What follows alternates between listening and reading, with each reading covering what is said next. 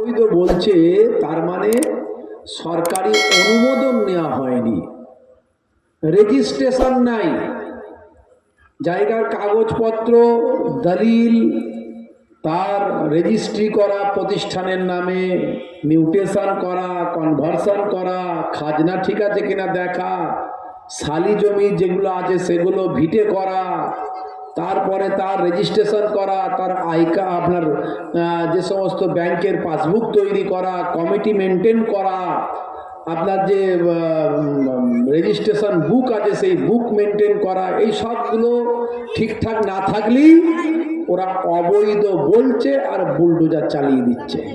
আপনার বেলায় অবৈধ, অন্যের বেলায় অবৈধ নয়। বুঝতে পারলে? তাহলে আমাদেরকে অনেক সচেতন হতে হবে, অনেক সাবধানতা অবলম্বন করতে হবে। সেই মাদ্রাসা যেখানে বাচ্চারা পড়াশোনা করে নীতি নৈতিকতার জ্ঞান শিক্ষা করে, বাপকে বাপের মর্যাদা দেয়, মাকে মায়ের মর্যাদা শেখে, হিন্দু ভাইদের সঙ্গে ভালো ব্যবহার করতে শেখে, মুসলমান ভাইদের সঙ্গে ভালো ব্যবহার করতে শেখে, চুরি ডাকাতি অপরাধ বোধ তাদের মধ্যে থেকে যাতে না আসে সেই শিক্ষা দেওয়া হয়। সর্বোপরি আল্লাহর কোরআন, রাসূলের হাদিস এর জ্ঞান অর্জন করে, তার সঙ্গে সঙ্গে আধুনিক জ্ঞানও তাদের দেওয়া হয়। তো সেই মাদ্রাসার জালসায় আমি অনুরোধ করব, যারা আশেপাশে আছেন, বাড়িতে অপেক্ষা করছেন, দেরি না করে পাক মাহফিলে এসে উপস্থিত হয়ে যান।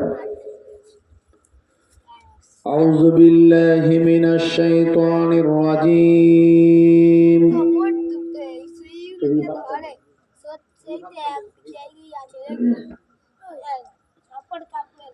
বিসমিল্লাহির রহমানির রহিম।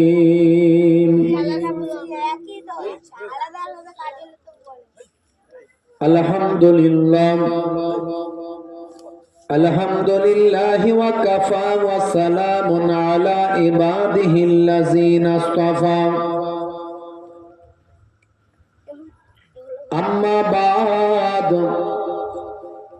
ফায়া আইয়ুহাল ইখওয়ান রাহিমানা ওয়া রাহিমাকুমুল্লাহ, ইন্নাল্লাহা ওয়া মালাইকাতাহু ইউসাল্লুনা আলান নবী, ইয়া আইয়ুহাল্লাযীনা আমানু সাল্লু আলাইহি ওয়া সাল্লিমু তাসলিমা। আল্লাহুম্মা সাল্লি আলা সাইয়্যিদিনা মাওলানা মুহাম্মদ ওয়া আলা আলিহি।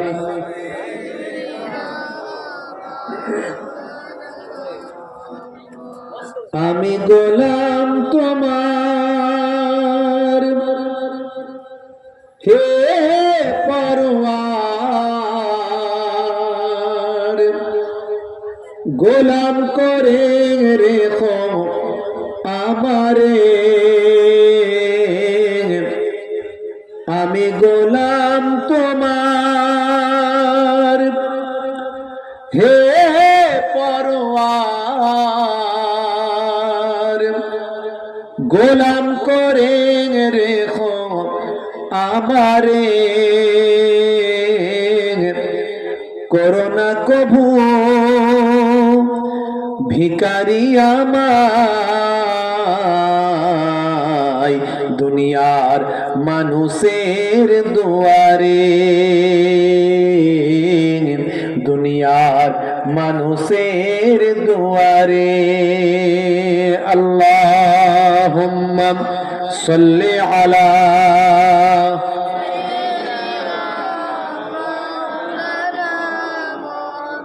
ওয়া আলা আলিহি।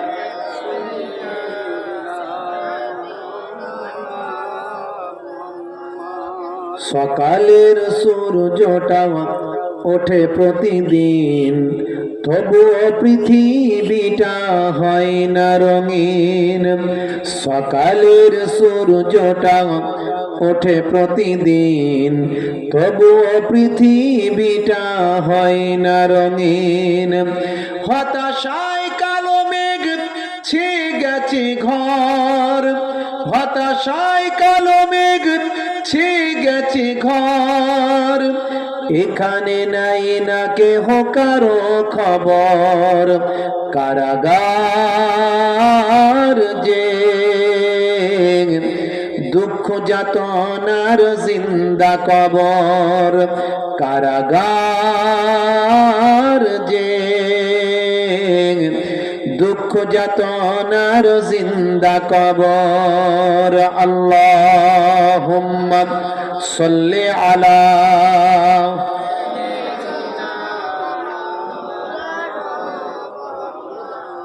ওয়া আলা আলি সাইয়্যিদিনা মাওলানা মুহাম্মদ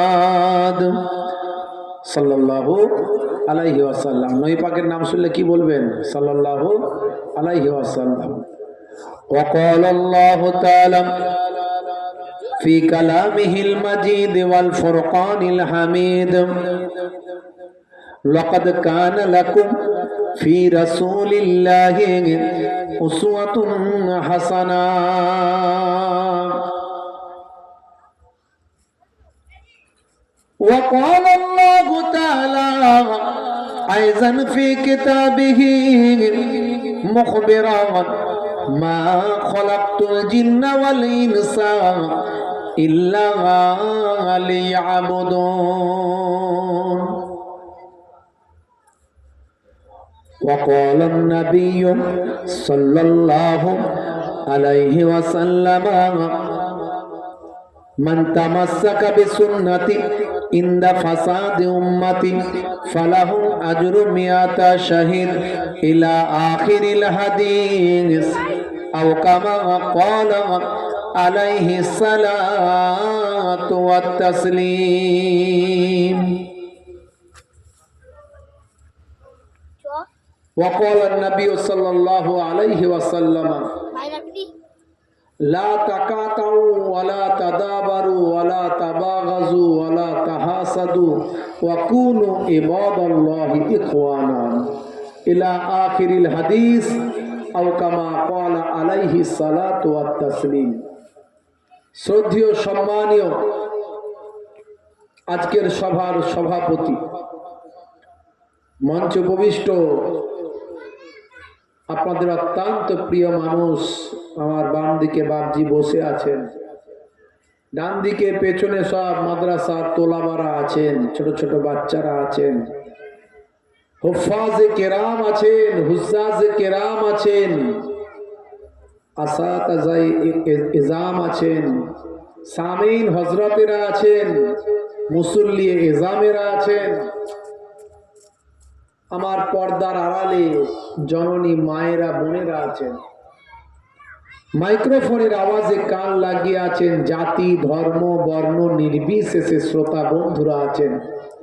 প্রত্যেককে ফুরফুরা দরবার শরীফ ছোট হুজুর পীর কেবলা রহমাতুল্লাহ আলাইহির মেয়ের ছেলে নাতি হিসাবে, মায়াপুর পীরনগর হুজুর পীর কেবলা রহমাতুল্লাহ আলাইহির ছেলের ছেলে পৌত্র হিসাবে দুই দরবারের মেহমান হয়ে মুসাফির হালাতে আপনাদের খেদমতে এসেছি।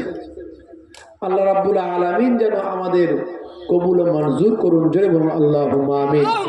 ওয়া তাওফীকি ইল্লা বিল্লাহ। আমার আল্লাহ যেটুকু আমাকে বলাবেন আমি বলার চেষ্টা করব। কোরআন মাজিদে আমার রাব্বুল আলামিন দয়ার নবীকে বলছেন, ফাযাক্কির ফা ইন্না যিকরা তানফাউল মুমিনিন। হে নবী, আপনি বলতে থাকুন, আপনি বলতে থাকুন, মুমিনদের জন্য উপকারে লাগবে। জোরে বলুন সুবহানাল্লাহ। সারা বছর ওয়াজ শুনছে, সারা জীবন ওয়াজ শুনছে, মাতাল মদ খাওয়া ছাড়তে পারলো না, সুদখোর সুদ খাওয়া ছাড়তে পারলো না, জেনাখোর জেনা করা ছাড়তে পারলো না, তারিখোর তারি খাওয়া ছাড়তে পারলো না, লটারি খোল, লটারি কাটা ছাড়তে পারলো না, সারা জীবন ওয়াজ করছে, কোনো কাজ হলো না। আবার একদিন 1 ঘন্টা ওয়াজ শুনে মানুষের হৃদয় পাল্টে গেল, জীবনটা বদলে গেল। সারা জীবন ধরে নবীকে দেখেছিল আবু জাহিল, আবু লাহাব, উতবা, সাইবারা, হেদায়েত হয়নি। আবু জাহিল ইমানের স্বাদ পেল না। নবীকে দেখেছিলেন হযরতে আবু বকর সিদ্দিক, উসমান গনি, আলী মুর্তজা কারামাল্লাহু ওয়াজহু, হযরতে ওমরে ফারুক রাদিয়াল্লাহু তাআলা আনহুম। তারা রাসূলকে দেখেছিলেন, পায়ামার ইমানদার হয়ে ইমানের স্বাদ গ্রহণ করেছিলেন। জোরে তাহলে হেদায়েত যার কপালে লেখা থাকবে তার হবে। আর আমার আল্লাহ জানিয়ে দিয়েছেন ওই কওমকে, গোত্রকে আমি হেদায়েত করি না যতক্ষণ না সে হেদায়েত হওয়ার চেষ্টা করে।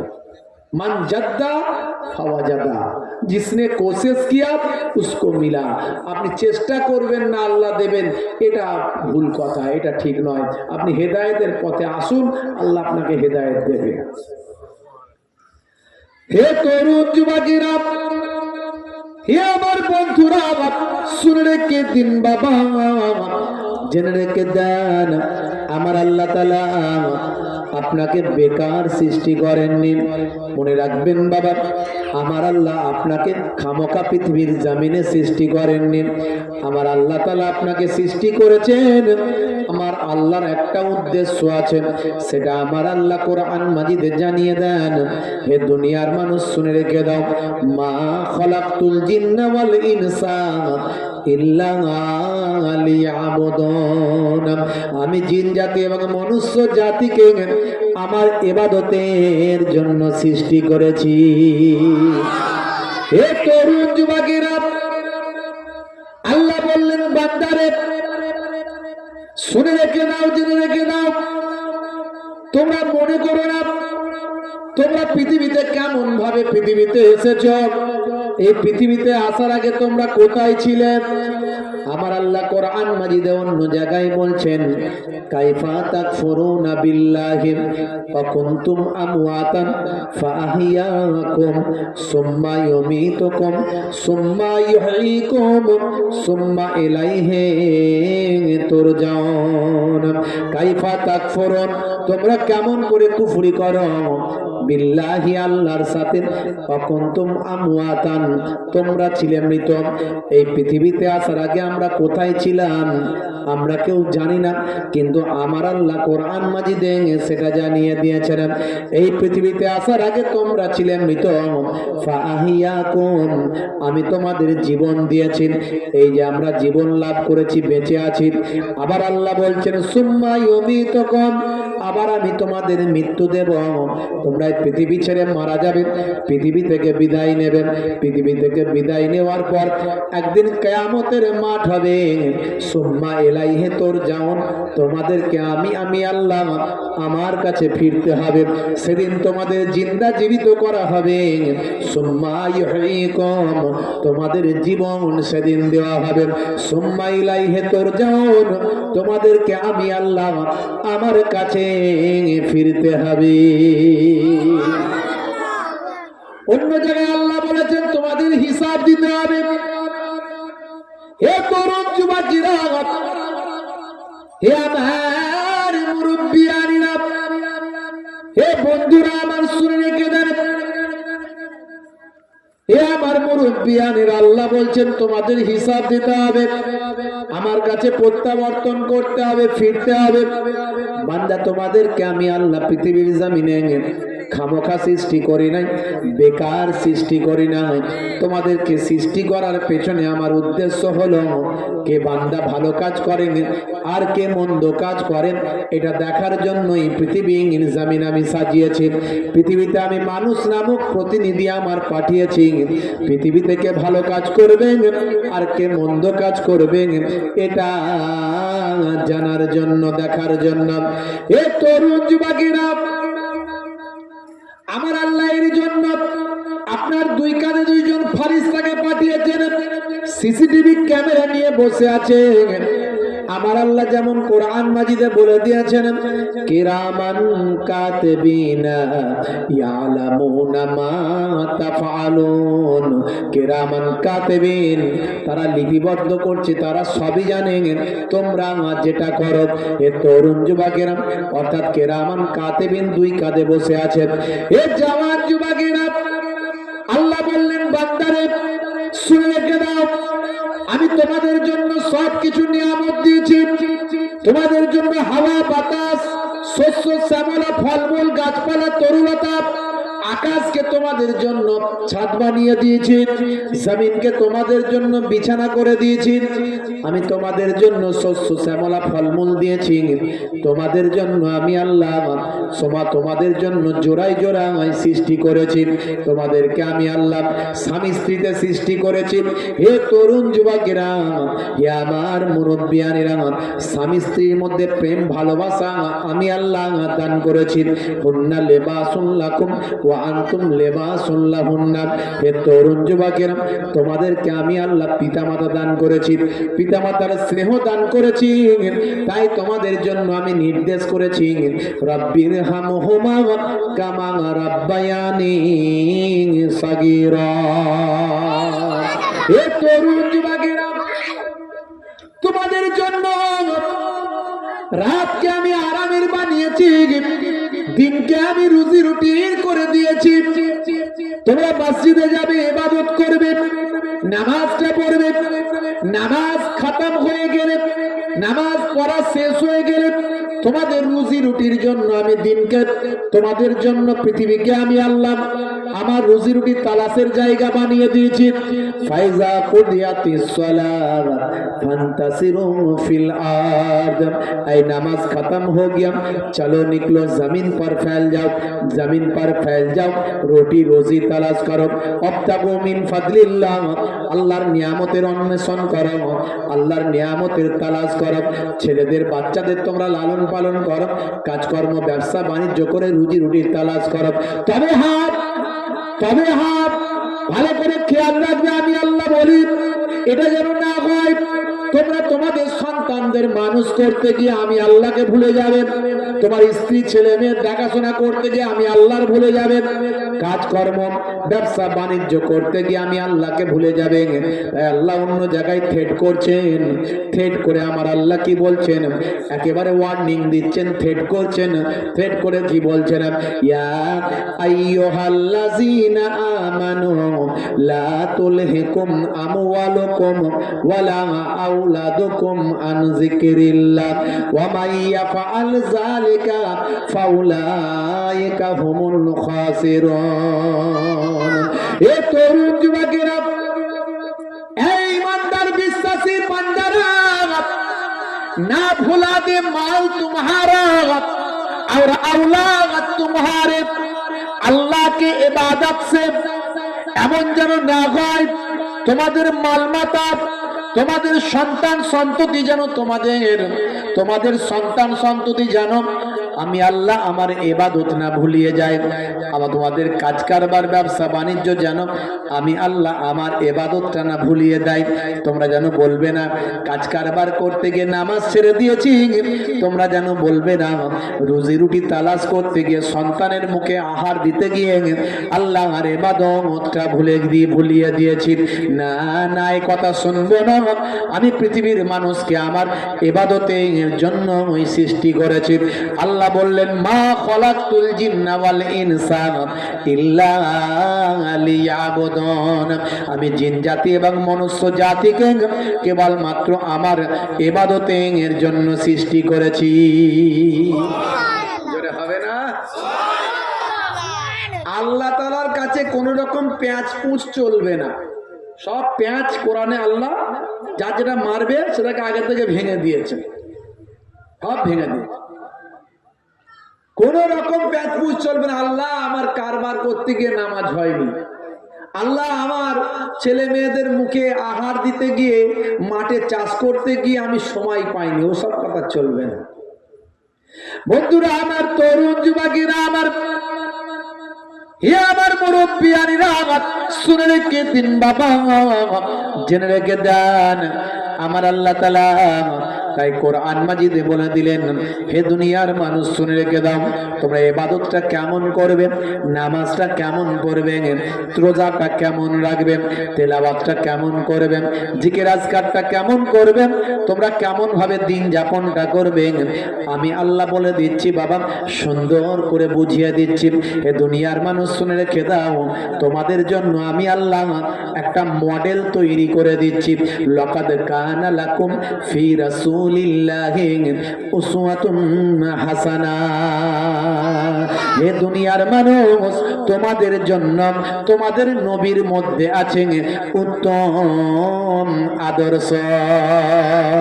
তোমাদের নবী যেভাবে কাজ শিখিয়েছেন সেভাবে করো, তোমাদের নবী যেভাবে নামাজ শিখিয়েছেন সেভাবে পড়ো, তোমাদের নবী যেভাবে রোজা শিখিয়েছেন সেভাবে করো, তোমাদের নবী যেভাবে হজ শিখিয়েছেন সেভাবে করো, তোমাদের নবী যেভাবে সন্তান মানুষ করতে বলেছেন সেভাবে করো, তোমাদের নবী যেভাবে স্ত্রীর সঙ্গে প্রেমালাপ করতে বলেছেন সেভাবে করো, তোমাদের নবী যেভাবে পিতা মাতার খেদমত করতে বলেছেন সেভাবে করো, তোমাদের নবী যেভাবে কাজ কর্ম করতে বলেছেন সেভাবে করো, তোমাদের নবী যেভাবে ব্যবসা করতে বলেছেন সেভাবে করো, তোমাদের নবী যেভাবে তোমাদের দ্বীন শিখিয়েছেন, ইসলাম শিখিয়েছেন সেভাবে করো, তোমাদের নবী নামাজও পড়েছেন, তিনি স্ত্রীর সঙ্গে প্রেমালাপও করেছেন, তোমাদের নবী নামাজও পড়েছেন, তোমাদের নবী সংসারও করেছেন, তোমাদের নবী রোজাও রেখেছেন, তোমাদের নবী দিনেতেও খেয়েছেন, তোমাদের নবী ইবাদত বন্দেগী করেছেন, আবার তোমাদের নবী একজন রাষ্ট্রপ্রধানের দায়িত্ব পালন করেছে।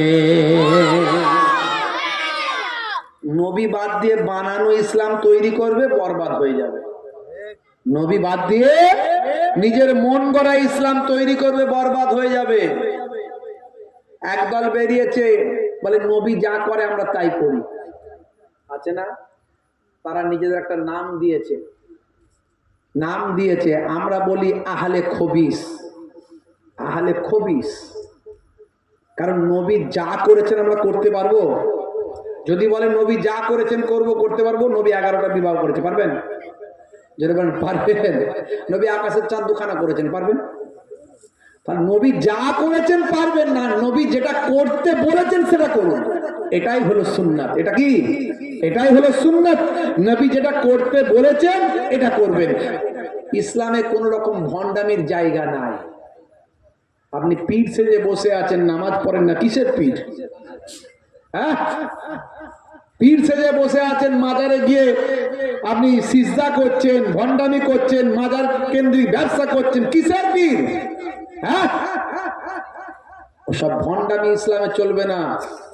আপনি নামাজের উদাহরণ দিচ্ছেন, রাত দিন নামাজ পড়ছি, রাত দিন নামাজ পড়ছি। তোমাকে রাত দিন নামাজ পড়তে কে বলেছে? ইসলাম বলেছে? তোমার ছেলেটা কি হচ্ছে, মেয়েটা কি হচ্ছে, সন্তান কি হচ্ছে, কাজ কারবার কি হচ্ছে, ব্যবসা বাণিজ্য কি হচ্ছে, বলেন ইসলাম দেখতে? নামাজও পড়তে হবে, ব্যবসাও করতে হবে, নামাজও পড়তে হবে, সন্তানের দেখভালও করতে হবে। ইসলাম কোন রকম ভণ্ডামিকে প্রশ্রয় দেয়নি। নবী আমার নামাজও পড়েছেন। সাহাবী এসে বললেন, 3 জন, হাদিসের মধ্যে এসেছে 3 জন সাহাবী, সালাসাতা, মানে 3 জন আসহাব, 3 জন সাহাবী এসেছেন। যা সালাসাতা, তারা 3 জনে এসে আল্লাহর নবীর স্ত্রী আম্মা জান আয়েশা সিদ্দিকা রাদিয়াল্লাহু তাআলা আনহার পর্দার আড়াল থেকে বলছেন, ও আমাদের আম্মা জান, আমাদের নবীর বাড়ির ভিতরের ইবাদত গুলো তো আমরা জানি না, বাইরের গুলো জানি, আর আপনি বাড়ির ভিতরের গুলো জানেন, তো আমাদের নবীর বাড়ির ভিতরের স্পেশাল ইবাদত গুলো আমাদের একটু বলুন। 3 জন এসে বলছে, তাদের ইচ্ছা হয়েছে যে আমাকে স্পেশাল ইবাদত করবে। নবীর উম্মত, নবী সাহাবী, তো স্পেশাল একটা ইবাদত করতে মন চাই, আমি একটু স্পেশাল অন্যজনের থেকে কোয়ালিটিতে হাই হবে একটু। আল্লাহর নবীর স্ত্রী আম্মা জান পর্দার আড়াল থেকে সে সময় শিক্ষা দিচ্ছেন, বলছেন, ও সাহাবায়ে কেরামেরা শুনে রেখে দাও, তোমাদের নবী রাত্রিরে নামাজ পড়েন, আবার রাত্রিরে বিশ্রামও নেন, দিনে রোজা রাখেন, আবার দিনে খাওয়া দাওয়া করেন। তোমাদের নবী অনেক স্ত্রীদের সঙ্গে নিয়ে একজন আদর্শ সাংসারিক। জোরে হবে না? তখন 3 জন সাহাবী বলছে, নবীর সঙ্গে তুলনা হয় না? একে অপরকে বলছে, হ্যাঁ, নবীর সঙ্গে আবার তুলনা হয় আমাদের? নবীর ব্যাপারটাই তো আলাদা, তিনি তো পয়গম্বর। একজন নিয়ত করলো আমি আজ থেকে সারা জীবন শুধু রোজা রেখে কাটিয়ে দেব। একজন বলল আমি সারা জীবন সবসময় নামাজ পড়ি কাটিয়ে দেব। একজন বলল এই বিয়ে শাদী করলি যত ঝামেলা, সংসার ধর্ম, ছেলে মেয়ে, আল আওলাদ, এবাদতে গন্ডগোল, আমি এবাদত করি শুধু কাটাবো, আমি বিয়ে শাদী করব না। আল্লাহর নবী কোথায় ছিলেন? হঠাৎ করে এসে বললেন, এই সাহাবী, তুমি এটা বলেছো, তুমি ওটা বলেছো, তুমি ওটা বলেছো। আপনি বলবেন নবী কি করে জানলো? আমার আল্লাহ নবীকে কিছু গায়েবের জিনিস জানিয়ে দিতেন, সেটা নবী জানতেন। এই জন্য রাসূল হাদিসের মধ্যে বলেছেন, ইন্নী আরা মা লা তারাউনা ওয়া আসমাউ মা লা তাসমাউন। আমি যা দেখি তোমরা তা দেখো না, আর আমি যা শুনি তোমরা তা শোনো না। জোরে বলুন সুবহানাল্লাহ। আল্লাহর নবী এসে বলে দিয়েছিলেন, এই সাহাবী, তুমি এটা বলেছো, তুমি ওটা বলেছো, তুমি ওটা বলেছো। কি মনে করছো নবীর থেকে বেশি করে ফেলবে? নবীর থেকে বেশি করে ফেলবে? ফামান রাগিবা আন সুন্নতি ফালাইসা মিন্নি, যে আমার সুন্নতকে ইনকার করলো সে আমার দলভুক্ত নয়। বুঝতে পারছো? পাকিস্তানে ইমাম মাহাদি বেরিয়েছে, জানেন তো? শুনেছেন না শুনেন? ইমাম মাহাদি বেরিয়ে গেছে পাকিস্তান। আই কোচিরা বাবু, পাকিস্তানে ইমাম মাহাদি বেরিয়ে গেছে। আপনারা দেখবেন ভিডিও ভাইরাল, মোবাইল খুললি ইমাম মাহাদিকে দেখা যাচ্ছে। তার মুখে দাড়িও নাই, গোপও নাই, দাড়ি গোপ ছাড়া প্যান্ট শার্ট পরা ইমাম মাহাদি বেরিয়েছে। তার কিছু ভক্তও বানিয়েছে, বলছে দাড়ি গোপ না থাকলে প্যান্ট শার্ট পরলে কি ইমাম মাহাদি হতে পারে না? কত রকমের যুক্তি, বুঝতে পারছেন? হ্যাঁ ভাইরা আমার, তরুণ যুবকেরা আমার, মুরব্বিয়ানেরা আমার, বলছে তার নাম হচ্ছে কাসিম, তার নাম কাসিম। সে নাকি কুরাইশ খানদান, এই জন্য নাকি তাকে সেই ইমাম মাহাদি হিসাবে দাবি করছে। বলছে বহুবার নাকি আল্লাহর নবীকে স্বপ্ন দেখেছে, আর এই সবের জন্য তাকে সে নিজে বলছে আমি ইমাম মাহাদি। কিছু লোক তাকে বলছে ঠিক আছে তুমি ইমাম মাহাদি। ভাই স্বপ্ন দেখলি ইমাম মাহাদি হয়ে যাবে নাকি? এখন পেট গরমে কাকে স্বপ্ন দেখছে আর বলছে নবী দেখছি, সেটাও তো বলা মুশকিল। আর নবী আল্লাহ ইমাম মাহাদি একটা বানাবেন তো বানাবেন, এরকম গোপদারি নাই, নবীর সুন্নত নাই, সুন্নতি লেবাস নাই, এইরকম একটা লোককে আল্লাহ খুঁজে পেলেন ইমাম মাহাদি বানানোর জন্য। হ্যাঁ, অত সহজ নয়। নবীর সুন্নত যে ইনকার করবে, নবী বলছে আমার দলভুক্ত নয়। ফামান রাগিবা আন সুন্নতি ফালাইসা মিন্নি, যে আমার সুন্নতকে ইনকার করলো সে আমার দলভুক্ত নয়। আর ইমাম মাহাদি তো মুসলিম জগতের জন্য খলিফা হয়ে আসবেন, আল্লাহর পক্ষ থেকে মনোনীত প্রতিনিধি। সে তাহলে এখন নবীর সুন্নত ছাড়া কি করে হতে পারে? বন্ধুরা আমার, প্যান্ট শার্ট পরে আছে। সাধারণ লোক প্যান্ট শার্ট পরা আলাদা জিনিস, আর কোন আলেম মাওলানা যদি প্যান্ট শার্ট পরে তাকে তার লোকে ওয়াজ শুনবে। আমি যদি প্যান্ট শার্ট পরেছে ওয়াজ করে শুনবে, বলে ও তো লেকচার দিচ্ছে, বক্তা কি হুজুর নাকি? কারণ নেসফু সাত হাদিসের মধ্যে একটা অধ্যায় আছে, আপনারা দেখবেন, মেসকাত পড়বেন পাবেন, কিতাবুল লিবাস অধ্যায় খুলবেন, দেখবেন নেসফু সাত বলা হয়েছে হাঁটুর নিচে পর্যন্ত পোশাক হতে হবে। এটা হলো সুন্নতি পোশাক। জোরে বলুন সুবহানাল্লাহ। তার মধ্যে এবার কোনটা কিরকম হবে না হবে সেটা আলাদা ব্যাপার, কিন্তু হাঁটুর নিচে পর্যন্ত হতেই হবে। মুখে দাড়ি থাকতেই হবে। রাসূল দাড়ি রাখার নির্দেশ দিয়েছেন ডাইরেক্ট হাদিসের মধ্যে, গোপ ছোট দাড়ি বড়। আর এই ইমাম মাহাদি সেজে ঘুরে বেড়াচ্ছে, বুঝতে পারছেন? আখিরি জামানা, ইমান বাঁচানো বড্ড দায়। বন্ধুরা আমার, আল্লাহর নবী বলেন যে আমার সুন্নতকে ইনকার করলো সে আমার দলভুক্ত না। হে তরুণ যুবকেরা, হে আমার বন্ধুরা, শুনে রেখে দিন বাবা, জেনে রেখে দেন হে মুসলমান। তাহলে সবচেয়ে আগে ভাই আমার, দোস্ত আমার, সবচেয়ে আগে আল্লাহর নির্দেশ, আল্লাহর নির্দেশগুলোর মধ্যে, আল্লাহর নির্দেশগুলোর মধ্যে সবচেয়ে বড় নির্দেশ হলো নামাজ। বড় নির্দেশ কি? বড় নির্দেশ হলো নামাজ। ভাই আমার, দোস্ত আমার, 82 জায়গায় আল্লাহ কোরআন মাজিদে বললেন নামাজের কথা। ওয়া আকিমুস সালাত ওয়া আতুজ যাকাত ওয়া আরকাউ মা'আর রাকিন। আমার আল্লাহ কোরআন মাজিদে বললেন নামাজ প্রতিষ্ঠা করো, যাকাত প্রদান করো, আর রুকুকারীদের সঙ্গে রুকুটা করো, অর্থাৎ জামাতে নামাজ পড়ো। এই তরুণ যুবকেরা, এ আমার বন্ধুরা, 82 জায়গায় আল্লাহ নামাজের কথা বললেন, কিন্তু মুসলমান নামাজ ছেড়ে দিয়েছে। বাবা, নামাজের সময় হলে বলে আমার কাজ আছে, কাজকে বলে না নামাজ আছে। মনে রাখবেন, প্রয়োজন হলে আপনার কাজকে বলতে হবে নামাজ আছে, কিন্তু নামাজকে বললে হবে না যে আমার কাজ আছে। বিভিন্ন হাদিসের পরিপ্রেক্ষিতে হে তরুণ যুবকেরা, দেখতে পাওয়া যায় আল্লাহর নবীর হাদিসগুলোকে, কয়েকটা হাদিসকে একত্রিত করলে পাওয়া যায় যে বেনামাজির জন্য 14টা শাস্তি রাখা হয়েছে।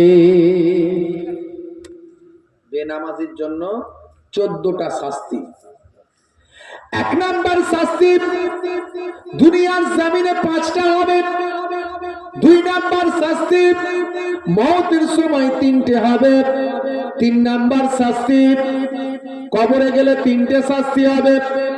4 নাম্বার শাস্তি, হাসরের ময়দানে হবে 3টে শাস্তি।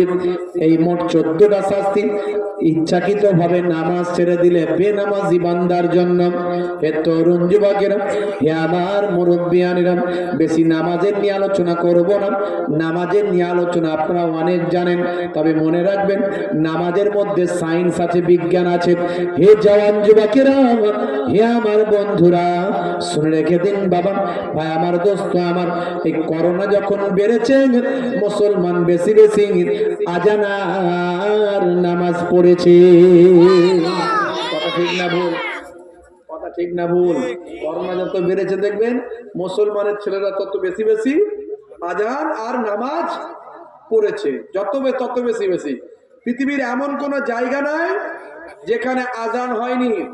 বার্সেলোনা, মাদ্রিদ, বুঝতে পারছেন, থেকে শুরু করে ব্রিটেনের রাজপথ, যেখানে জীবনে কোনোদিন আজান হয় না, সেইখানেও মানুষ যখন মরছে ইতালির রাজপথে, তখন প্রবাসী মুসলমানেরা গভর্নরের কাছে গিয়ে, প্রশাসনের কাছে গিয়ে অ্যাপ্লিকেশন করছে, দরখাস্ত করছে, হে প্রশাসন, আমরা মুসলমান, আমাদের ধর্মীয় বিশ্বাস হলো যদি আজান দেওয়া হয় বিপদ পালিয়ে যায়।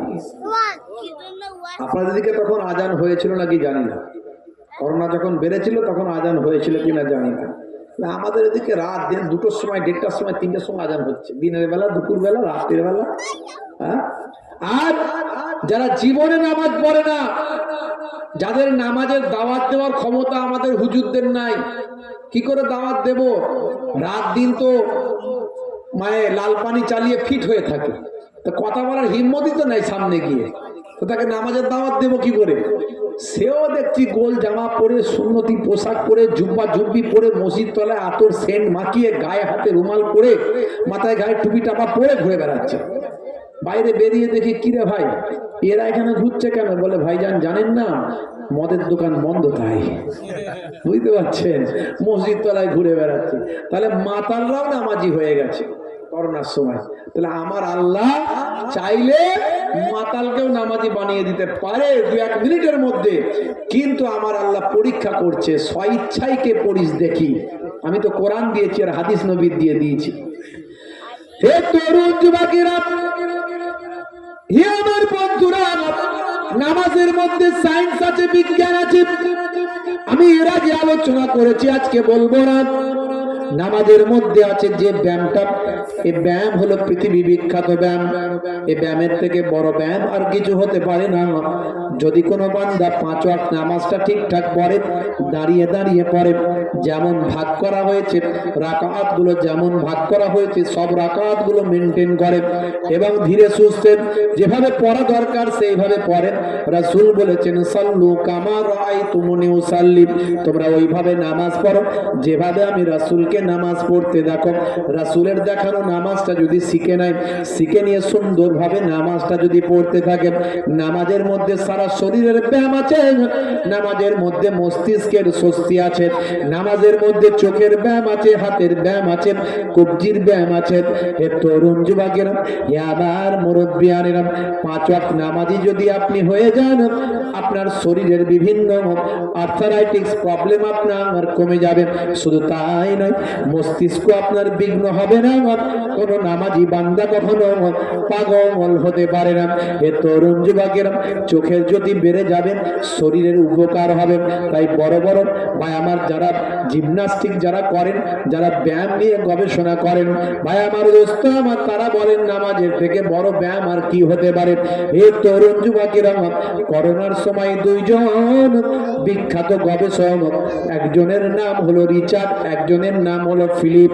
আমি 2 জনের কথা এর আগেও বলেছি, ইন্টারনেটে আছে দেখবেন।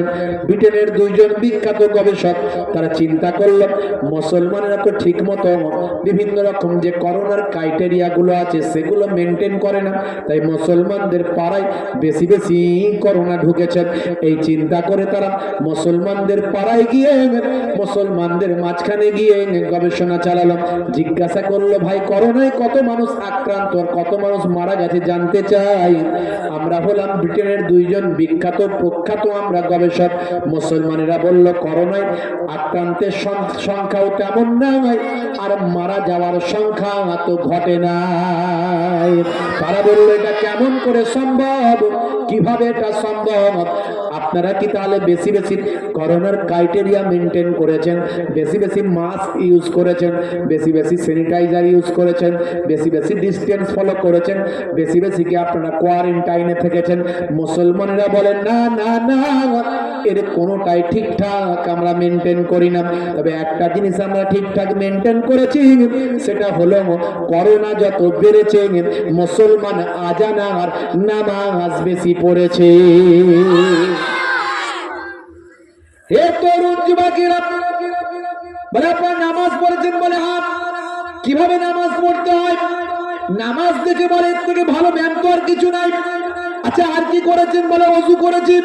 কিভাবে ওযু করতে হয়? ওযু দেখে বলে হাই রে হাই, করোনা কেন আপনাদের ধরে নাই বুঝতে পেরেছি ভাই।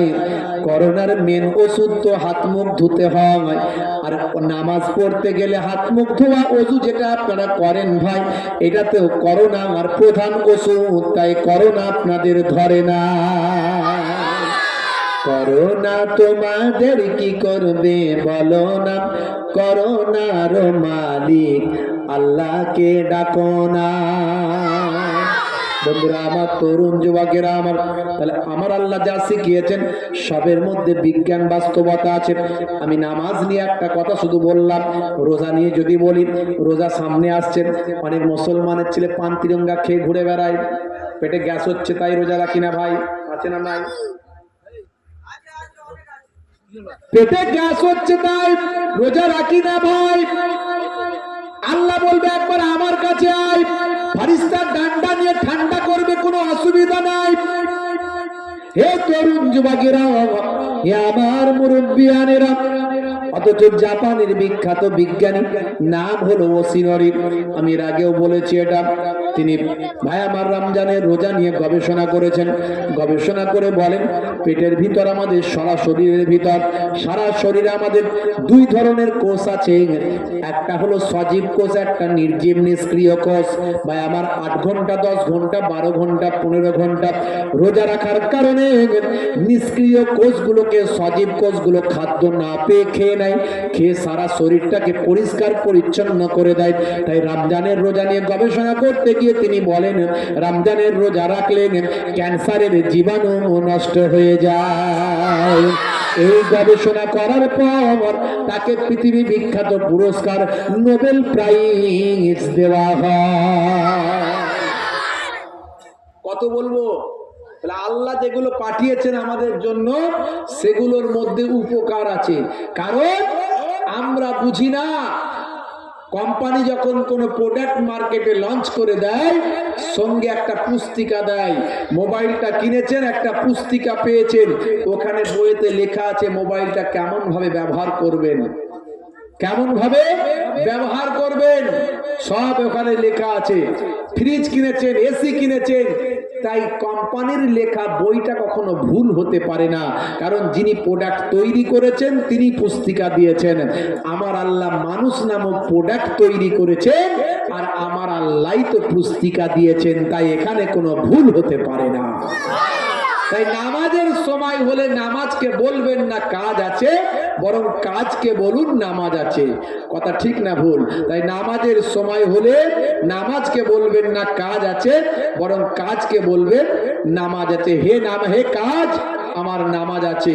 যদি আমি নামাজি হয়ে যাই তাহলে আমার আল্লাহ আপনাকে আমাকে কামিয়াবি দেবেন বলেছেন। কথা ঠিক না ভুল? এ তো পাঁচ ওয়াক্ত আজানে মুয়াজ্জিন বলে না? মুয়াজ্জিন কার কথা বলে? আল্লাহর কথা বলে। কি বলে? হাইয়া আলাস সালাহ,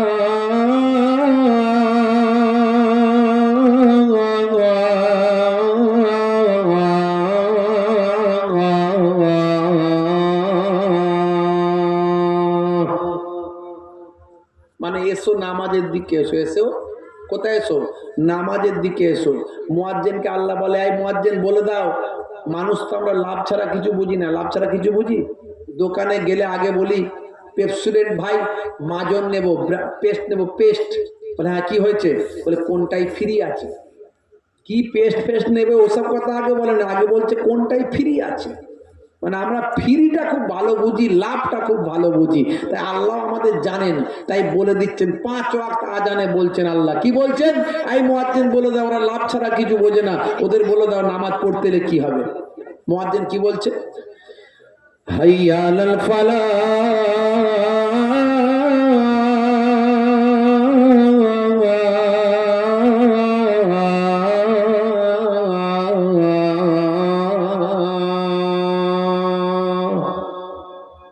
যদি তুমি নামাজে আসো আমি আল্লাহ তোমাকে কামিয়াবি দান করে দেব। জোরে হবে না? আমার নানাজান ছোট হুজুর কেবলা বলতেন, বাবা কি দিয়ে তোমাদের বোঝাও বলো? ঝোড়া আর কোদাল দিয়ে বোঝাবো? ঝোড়া আর কোদাল দিয়ে বোঝাবো? আমার দাদা যান মায়াপুর পীরনগর হুজুর পীর কেবলা, পীরনগরী হুজুর পীর কেবলা রহমতুল্লাহ বলতেন, বাবা দিনে রাতে 24 ঘন্টায় 5 ওয়াক্তের নামাজ পড়তে 12 মিনিট করে সময় দিলে 5 বারম 60, 1 ঘন্টা। 1 ঘন্টা নামাজে দাও, আমি বিশ্বাস করি আল্লাহ তোমার 23 ঘন্টা কামিয়াবি দিয়ে দেবে। তুমি নামাজের পাটি থেকে সিজদায় বলবে, আল্লাহর কাছে সাহায্য চাইবে, দোয়া চাইবে। চেয়েছো? কেঁদেছো নামাজের পাটিতে? কাঁদা প্র্যাকটিস করো।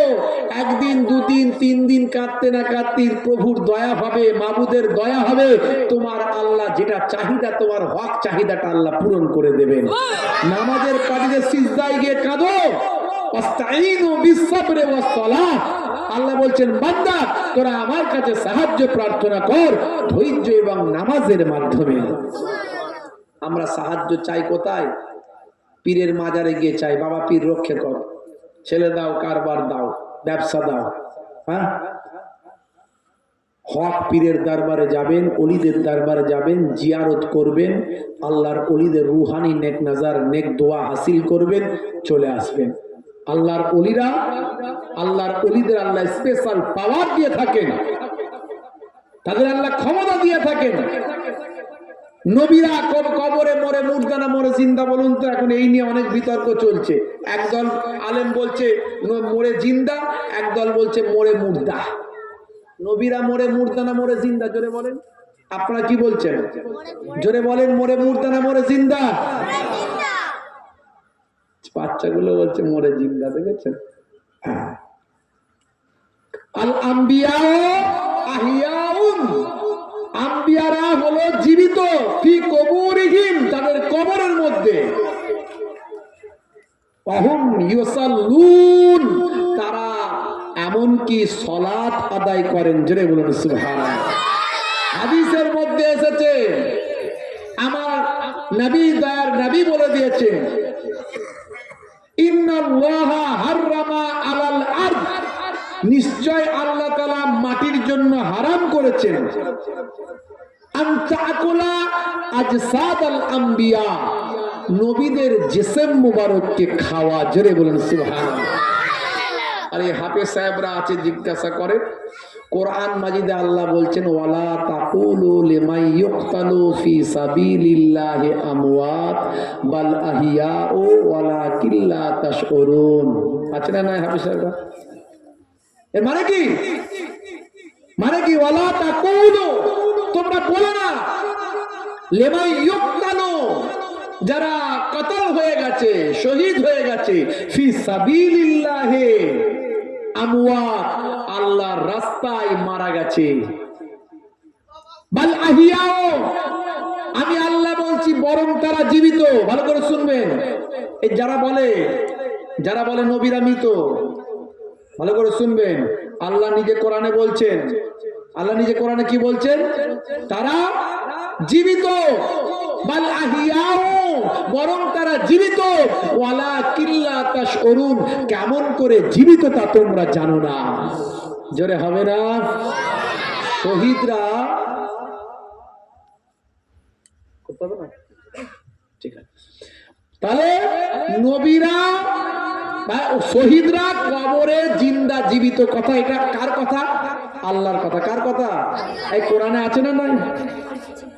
1 লক্ষ টাকা চ্যালেঞ্জ, 1 লক্ষ টাকা চ্যালেঞ্জ। শহীদরা কবরে জিন্দা জীবিত, আল্লাহ বলছেন কেমন ভাবে জীবিত তা তোমরা জানো না। এবারে কিছু লোক বলছে তাহলে জিন্দা জীবিত থাকলে খেতে হবে, তো ঘটি বাটি লাগবে, পানি লাগবে, খাবার লাগবে, তো সব কোথায় পায়? কেমন বদমাইশ লোক, বুঝতে পারছেন? ওদের বলবেন আচ্ছা মায়ের পেটে তো সন্তান জীবিত থাকে, তো মায়ের পেটে সন্তান ভাত খায় না, রুটি খায় না, ঘটি বাটি লাগে না, বাসন লাগে, পানি লাগে, কিভাবে খায়? ওদের জিজ্ঞাসা কিভাবে খায়? হ্যাঁ, এই প্রশ্নের উত্তরটা যখন দিবি তখন ওই প্রশ্নের উত্তরটা নিবি যে কবরে কিভাবে জিন্দা থাকে, জীবিত থাকে। শহীদরা জীবিত, শহীদদের মর্যাদা বেশি না নবীদের মর্যাদা বেশি? জোরে বলেন, আর জোরে সবাই মিলে বলেন। আচ্ছা বলুন তো, শহীদ এখনো হতে পারবে না পারবে না? যদি কেউ আল্লাহর রাস্তায় নিজের জীবন দিতে শহীদ হবে না হবে না? এই ফিলিস্তিনে 26,000 মানুষকে শহীদ করে দেওয়া হয়েছে না হয়নি? শহীদ হয়ে গেছে সব। ভাই আমার, কিন্তু নবীকেও ইচ্ছা করলে হতে পারবে? হ্যাঁ, মনে করলেই হবে যে আমি নবী হব, হতে পারবে? নবীদের মর্যাদা এত বেশি। শহীদদের যদি আল্লাহ জিন্দা রাখেন কবরে, নবীদের জিন্দা তো রাখবেন। জোরে বলুন সুবহানাল্লাহ। সুনান বাজ্জারের মধ্যে হাদিসটা এসেছে, ওয়া ওয়াফাতি খায়রুল লাকুম তুরাজু আলাইয়া আমালুকুম ওয়া মা রাআইতু মিন খায়রিন ফাহামিদতুল্লাহ আলাই ওয়া মা রাআইতু মিন শাররিন ফাস্তাগফারতুল্লাহ লাকুম। হে দুনিয়ার মানুষ, আমার ওয়াফাতের পরেও আমি ভালো থাকবো, অর্থাৎ জিন্দা থাকবো, তোমাদের আমলগুলোকে আমি রাসূলের কাছে পেশ করা হবে।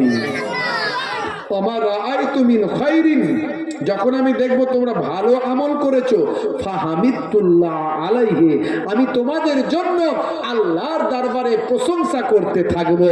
আমার রাআইতু মিন শাররিন, যখন দেখবো তোমরা মন্দ কাজ করেছো, ফাস্তাগফারতুল্লাহ লাকুম, আমি আল্লাহর দরবারে তোমাদের জন্য ইস্তেগফার করতে থাকবো। একদল মানুষ বেরিয়েছে বলছে নবীরা কবরে মরে শেষ। বলুন না নাউজুবিল্লাহ। চলে হবে না? এরকম দলিল অনেক দেওয়া যাবে, তবে কেমন জীবিত? আমাদের মতো জীবিত নয়, আমাদের মতো জীবিত নয়। কেমন জীবিত? মায়ের পেটে সন্তান কেমন জীবিত? আমাদের মতো জীবিত ছিল মায়ের পেটে সন্তান, তাদের কি রুজি রুটি পেচ্ছাপ পায়খানা করার জায়গা দরকার ছিল? আল্লাহ কবরের মাটিতে তাদেরকে ওইভাবে জীবিত রাখবেন। সেই রকম নবীদের কাতারে, শহীদদের কাতারে আল্লাহ কি বলছেন? মিনান নাবিয়িনা ওয়াস সিদ্দিকিনা ওয়াস শুহাদায়ে ওয়াস সালিহিনা ওয়া হাসুনা উলাইকা রাফিকা। এই 4 দল, নবী, সিদ্দিকিন, শুহাদা, সালিহিন। নবীরা, শহীদরা, সিদ্দিক মানে সত্যবাদীরা, আর সালিহিন মানে নেককার আল্লাহ ওয়ালা ওলি বান্দারা, এরা হলো আমার বন্ধু। জোরে বলুন সুবহানাল্লাহ। আমার আল্লাহ 4 দলের ফায়সালা, 4 দলের মর্যাদা আল্লাহ অনেক অনেক দিয়েছেন। হে তরুণ যুবকেরা, আমার বন্ধুরা শুনলে কি দিন বাবা জেনে রেখে দেন হে মুসলমান, তাহলে আপনাকে আমাকে নামাজটা পড়তে হবে বাবা। নামাজ ছেড়ে দিলে হবে না, নামাজের সময় হলে কাজ আছে বললে হবে না। ভাই আমার দোস্ত আমার, নামাজকে বলবেন না কাজ আছে, বরং কাজকে বলবেন নামাজ আছে। নামাজের ওয়াক্তটা হবে যখনই মসজিদে চলে যাও তুমি তখনই। নামাজের ওয়াক্তটা হবে যখনই মসজিদে চলে যাও তুমি তখনই। ছাড়ো এবার ছাড়ো ছাড়ো এবার ছাড়ো, এবার ছাড়ো এই কাজ তোমার। ছাড়ো এবার ছাড়ো ছাড়ো এবার ছাড়ো, এবার ছাড়ো এই কাজ তোমার। নামাজের ওয়াক্তটা হবে যখনই মসজিদে চলে যাও তুমি তখনই। বলুন না ইনশাআল্লাহ, বলুন ইনশাআল্লাহ। ফজরের সময় ঘুমিয়ে থাকি, জোহরে কি দেব কাজে ফাঁকি। ফজরের সময় ঘুমিয়ে থাকি, জোহরে কি দেব কাজে ফাঁকি। হুজুর ফজর বেলা কোনটা দিয়ে আজান হয় আর পালিয়ে যায় কিছুই বুঝতে পারি না, টেরই পায় না। আর জোহরের সময়, আচ্ছা বলুন তো হুজুর, কাজ করব না নামাজ পড়ব? আগে কাজ না আগে নামাজ? কাজ না করলে খাবো কি? আসর আর মগরিব বেলা হুজুর একটু বুঝতেই তো পারছেন, মাইন্ডটা ফ্রেশ করার দরকার হয়, একটু মাইন্ড ফ্রেশ করতে যাই, তাই একটু চায়ের দোকানে একটু চা খাই, একটু তাস খেলি, হ্যাঁ ক্যারাম খেলি। তারপরে আজকাল চায়ের দোকানে 26 ইঞ্চি আপনাদেরকে আছে না নাই জানি না, আচ্ছা আছে নাকি 26 ইঞ্চি? 26 ইঞ্চি টিভি এদিকে আছে? ওরে বাপরে বাপ, বাঁকুড়া, তারপরে আপনার ওই মালদা, এই মুর্শিদাবাদ, হ্যাঁ হুগলির কিছু কিছু জায়গায় দেখুন চায়ের দোকানে সব খাপ লাগানো আছে। হ্যাঁ চাচা আসরের নামাজ পড়ি মাঠ টান ছুটছে, তাদের যাচ্ছ কোথায়?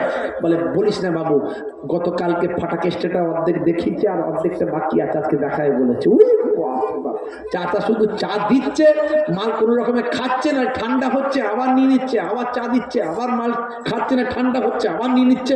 চাচা হা করে তো ফাটা কেস্টের মাঠ দেখতে গিয়ে দেখা গেল যে মাছি মুখে ঢুকছে আর বেরোচ্ছে। হ্যাঁ হাই রে হাই। আমার পল্টু ভাইয়ের পয়সা বেশি, চায়ের দোকানে লাগিয়ে 26 ইঞ্চি টিভি। আর ঝন্টু ভাইয়ের পয়সা নাই, সে মাথা চুলকে চুল তুলে দেয়। বল কি করবো রে ভাই, খদ্দের তো একটাও নাই। ওর দোকানে প্রচুর খদ্দের, এর দোকানে নাই। মাথা চুলকে চুলকে চুল উঠে যাচ্ছে, এর পয়সা নাই, তাই 26 ইঞ্চি টিভিও নাই। অনেক মাথা চুলকে চুলকে চিন্তা করেছে, কি করবো রে ভাই, ওর পয়সা বেশি, পল্টু ভাইয়ের পয়সা বেশি, দোকানে এনেছে 26 ইঞ্চি টিভি। মুসলমানের ছেলে 8 থেকে 80, সবার মুখে হাসি, সবাই সেখানে গেলে খুশি, রথ দেখা আর কলা বেচা দুটোই হয়, চাও খায় আর ওই 26 ইঞ্চি টিভিতে দেখে, যা হচ্ছে তাই, কোনো অসুবিধা নাই। ঝন্টু ভাইয়ের পয়সা কম, কি করব চিন্তা করে মাথা চুল তুলে ফেলে। ভাই ভাই চুলকে চুলকে মাথা চুল তুলে ফেলে, কি করা যায়? অনেক চিন্তা ভাবনা করে বলছে একটা কাজ মাথায় বুদ্ধি এসেছে, কি করব? এটা বুদ্ধি এসেছে, বলে ওর পয়সা বেশি, দোকানে রেখেছে 26 ইঞ্চি টিভি, আমার পয়সা কম, কি করব ভাই, রাখবো ঘরের এখানে এনে বিবি। ওর দোকানে টিভি, এ রাখলো নিজের বিবি, ওখানে চা খাই। আর ভাবির কাছে চল, ভাবি তোমার হাতের পানটা খুব ভালো লাগে, একটা দাও না পান ছিটে। উনি কি মিষ্টি করে বললো, হ্যাঁ হাই রে হাই, রাগ করবেন না। কোন জায়গায় পৌঁছে গেছে আজ মুসলমান, মার কি আর এমনি খাচ্ছি? নামাজও করছে, চিটিং বাজিও করছে, দাঁড়িয়েও রেখেছে, থাপ্পা বাজিও করছে, ওজনে ঠকাচ্ছে, হ্যাঁ আলছেটে বাড়াচ্ছে। ছেলের মেয়ে, ছেলের বিয়েতে চাচতো ভাইয়ের, ফুফুতো ভাইয়ের, মামাতো ভাইয়ের, খালাতো ভাই বলছিল, নাচে যদি একটা পালসার গাড়ি পাই তাহলে আমার জামাই করবে, সে কোনো অসুবিধা নাই। নাচে বলছে যদি একটা পালসার গাড়ি পাই, নিজে বলতে পারে না হাজি সাহেব। হুজুর জানেন না, সে গত বছরের ছেলের বিয়ের পণ নিয়েছে 10 লাখ টাকা, 4 লাখে হজ করে এসেছে, 4 লাখে দোকান করেছে, আর 2 লাখ ছেলেকে দিয়ে দিয়েছে, তুই নিয়ে যা। হ্যাঁ আর এখন বড় দাঁড়ি টানি রেখে দিয়ে হাইব্রিড তসবি নিয়ে মাঠ টান খাটা খাট, আল্লাহ আকবার আল্লাহ আকবার। বুঝতে পারছেন? হুজুর একটু দোয়া করবেন, চলুন আমার দোকানে একটু দোয়া করবেন, চলুন। হ্যাঁ, আমি আপনার নানা জানের খুব ভক্ত। সর্বনাশ, কি মহাব্বত! হ্যাঁ, আমি আপনার নানা জানের ভক্ত, কি মহাব্বত! দোকানে দোয়া টোয়া করার পরে একটা নজরানা নিয়ে বলছে, হুজুর এই নজরানাটা একটু রাখুন। না বাবা, দোয়া করেছে, কি নজরানা লাগবে? না রাখুন হুজুর, রাখুন, রাখুন রাখুন। যাক, যা বাবা, দূরে এসেছি, নিয়ে গেলাম, ব্যাস হয়ে গেল, পকেটে ঢুকিয়ে নিল। হ্যাঁ, পাশ থেকে একটা ফচকে ছেলে পরে বলছে, হুজুর ওই যে হাজি সাহেব আপনাকে দিল,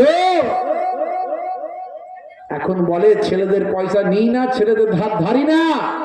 গত বছর ছেলের বিয়ে দিয়ে 10 লাখ টাকা পণ নিয়ে হজ করেছে 4 লাখ টাকা দিয়ে। আপনি কি বলছেন এখন বলুন? এই সর্বনাশ করেছে, বলবো কি আর? সারা রাত তো হজ হলো, এই পকেটে টাকা যেটা নজরানা দিল, এটা আমার জন্য এখন নাজায়েজ হয়ে গেল। শোনার পরে এটা ফেরত দিয়ে দেবে, বলবে হজ তো হয়েছে, হুজুর টাকাটা ফেরত দিয়েছে।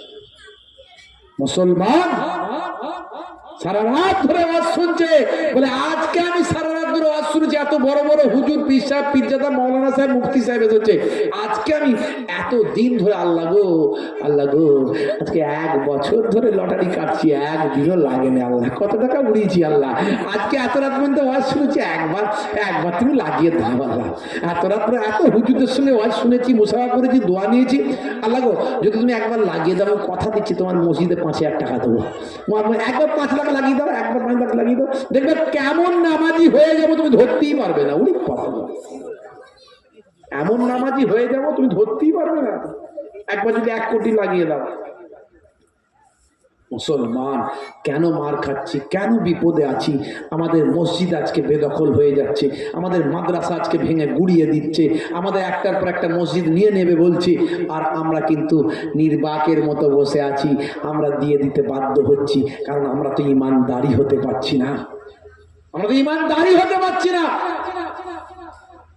আসরের নামাজ, মাগরিবের নামাজ, হুজুর মাইন্ড ফ্রেশ করি একটু আমি। হুজুর নামাজ, বুঝতেই তো পারছেন সারাদিন খাটাখাটনি করা শরীর, এই আসর আর মাগরিবের সময় গিয়ে কি করবো? তাস খেলি, একটু জুয়া খেলি, একটু ক্যারাম খেলি, ওই যে একটু 26 ইঞ্চি দেখি, এই মাইন্ড ফ্রেশ করতে গিয়ে চলে যায়। আর এসার সময় ওই বাড়িতে ঢুকে হুজুর সারাদিন খাটাখাটনি করা শরীর, আর কাজ করার পর খাওয়ার, নামাজের কোনো তো এনার্জি পাই না, একটু খেলি ঘুম পেয়ে যায়। কি সুন্দর যুক্তি, ফজর থেকে এসা পর্যন্ত যুক্তি দিয়ে দিল। আল্লাহ বলছেন তোমার যুক্তিতে মুক্তি নাই, তোমার যুক্তিতে মুক্তি নাই। না ভোলা दे माल तुम्हारा और औलाद तुम्हारे, अल्लाह की इबादत से ला तुल्हिकुम अमवालुकुम वला औलादुकुम अन जिक्रिल्लाह व मान यफअल যালিকা ফাউলাইকা হুমুল খাসিরুন। পরক্ষণে তোমরা ক্ষতিগ্রস্ত হবে, আল্লাহর ইবাদত যদি ভুলে যাও। আমরা কিন্তু ক্ষতিগ্রস্ত হচ্ছি না, হয়নি বলুন একটু? ফজরের সময় ঘুমিয়ে থাকি, জোহরে কি দেব কাজে ফাঁকি, রাখো এসব, রাখো রাখো এসব, রাখো এসব, রাখো কথা তোমার, রাখো এসব, রাখো রাখো এসব, রাখো এসব, রাখো কথা তোমার। আসরার মাগরিব হেলা করি, দোকানের আড্ডায় সময়টা দিন, আসরার মাগরিব হেলা করি, দোকানের আড্ডায় সময়টা দিন। মরলে তোমাকে যেতে হবে মাটির নিচে, ঘর তোমারই, নামাজের ওয়াক্তটা হবে যখনই, মসজিদে চলে যাও তুমি তখনই। এশার সময় ঘুমিয়ে পড়ি, শরীরটা ক্লান্ত মেলিয়ে দিন, এশার সময় ঘুমিয়ে পড়ি, শরীরটা ক্লান্ত মেলিয়ে দিন। না না এসব বলো না, এসব বলো না, এসব বলো না বান্দা তুমি, না না এসব বলো না, এসব বলো না, এসব বলো না বান্দা তুমি। রুটি রুজি দিচ্ছে যিনি, জীবন মরণের মালিক তিনি। রুটি রুজি দেওয়ার মালিক কে? যেটা বলেন কে? আপনি দোকানটা খুলেছেন, ভালো দোকান, নতুন দোকান, চকচকে ঝকঝকে, খদ্দেরের মনে মহাব্বত দিয়ে আর দোকান পর্যন্ত পৌঁছে দেওয়ার মালিকটা কে? খদ্দেরের মনে যদি হয় বেটা নতুন দোকান খুলেছে, গেলি গলা কেটে পয়সা নেবে, এটা যদি মাথায় ঢুকে যায়, আর ওই দোকানে কেউ পা দেবে? যেখানে পা দেবে যতই অ্যাড করো না কেন পার দেবে না।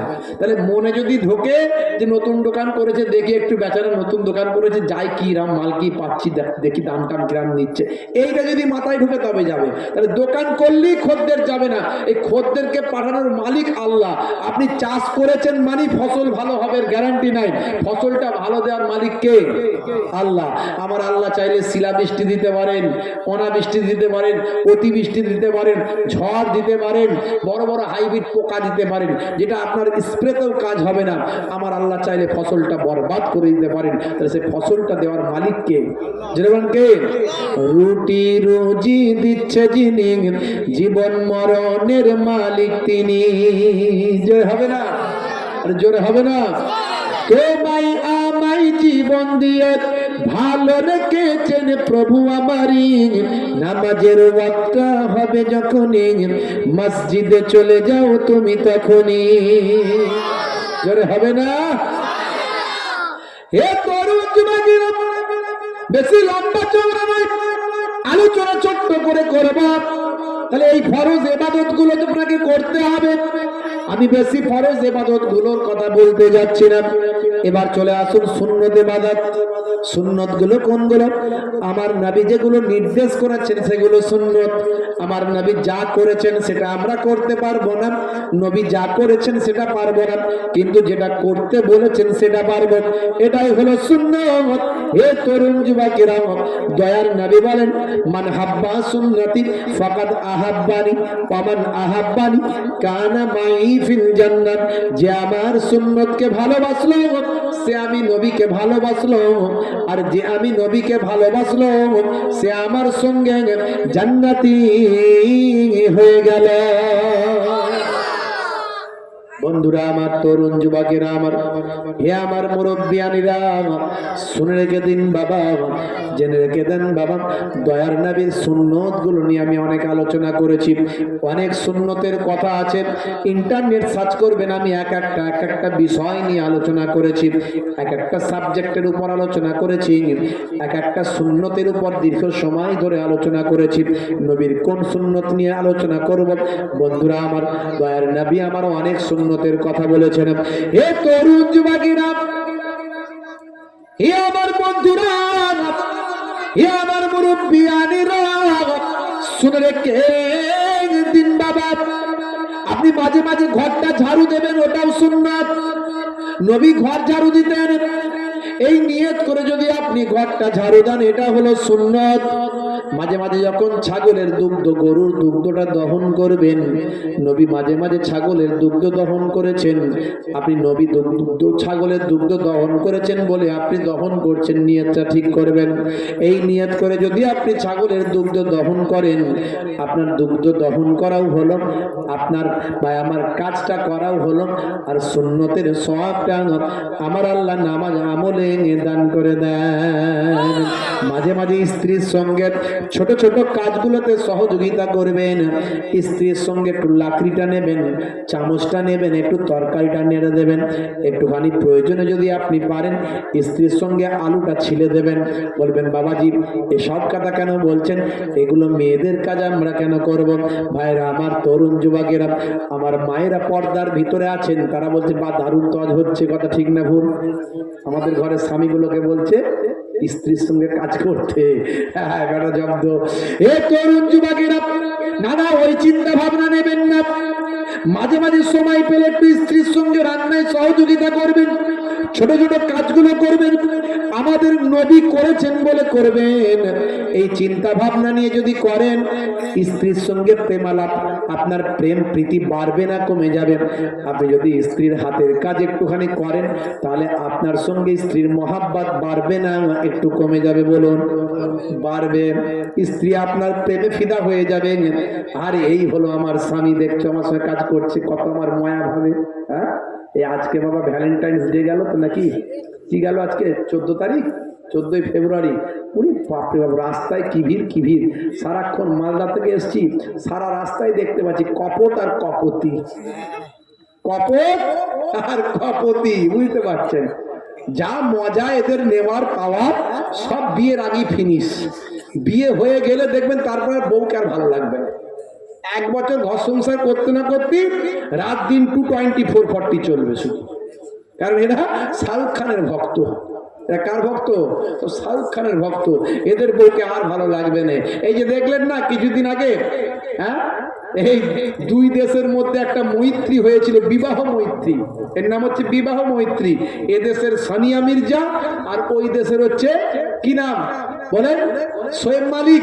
এই দুজনে প্রেম প্রীতি ভালোবাসা, 2 দেশের বিবাহ মৈত্রী হয়ে গেল। এমন বিবাহ বন্ধনে আবদ্ধ হলো, এদেশের মেয়ে ও দেশের বৌমা হয়ে গেল, ওই দেশের বৌমা ওই দেশের ছেলে এদেশের জামাই হয়ে গেল। হঠাৎ দেখা গেল ছেড়ে দিল। কি করলো? ছেড়ে দিল।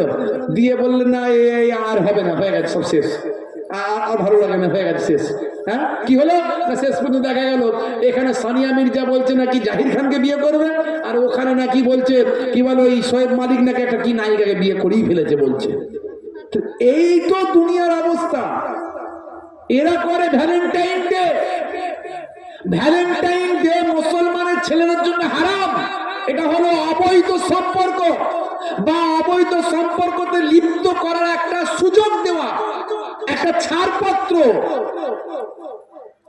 ভাইরা আমার, আজ থেকে 1700 বছর পূর্বে, 1700 ভাই আমার বছর পূর্বে, কিছু কম বেশি প্রায় 2000 বছর পূর্বে রোমানদের মধ্যে একজন রাজা ছিল।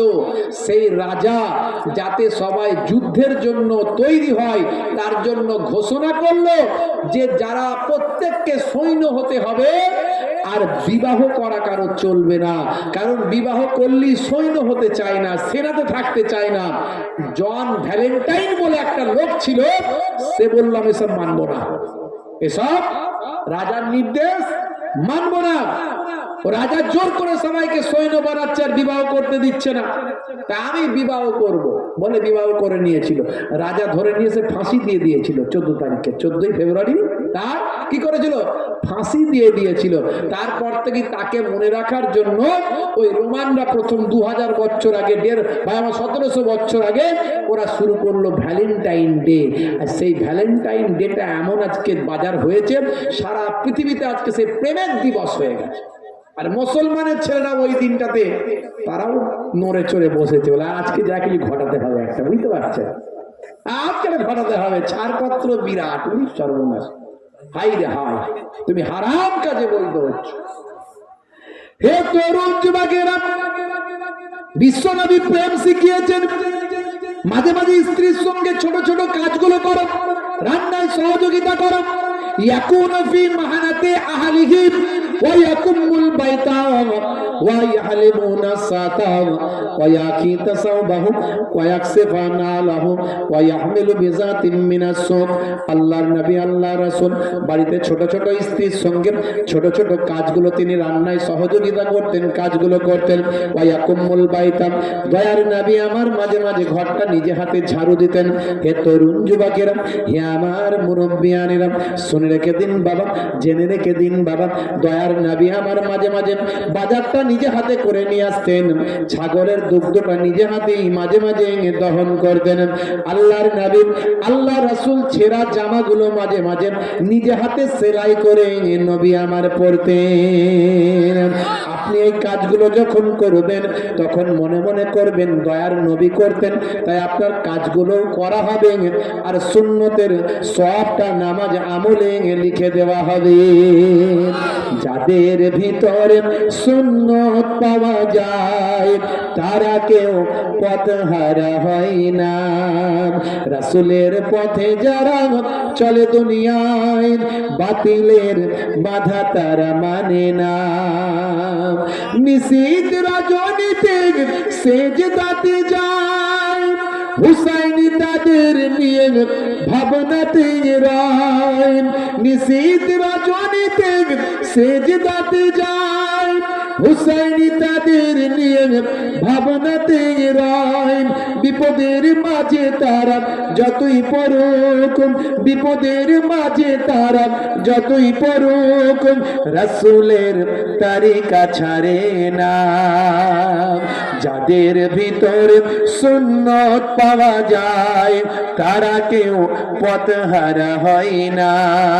রাসূলের পথে যারা চলে দুনিয়ায়, বাতিলের বাধা তারা মানে না।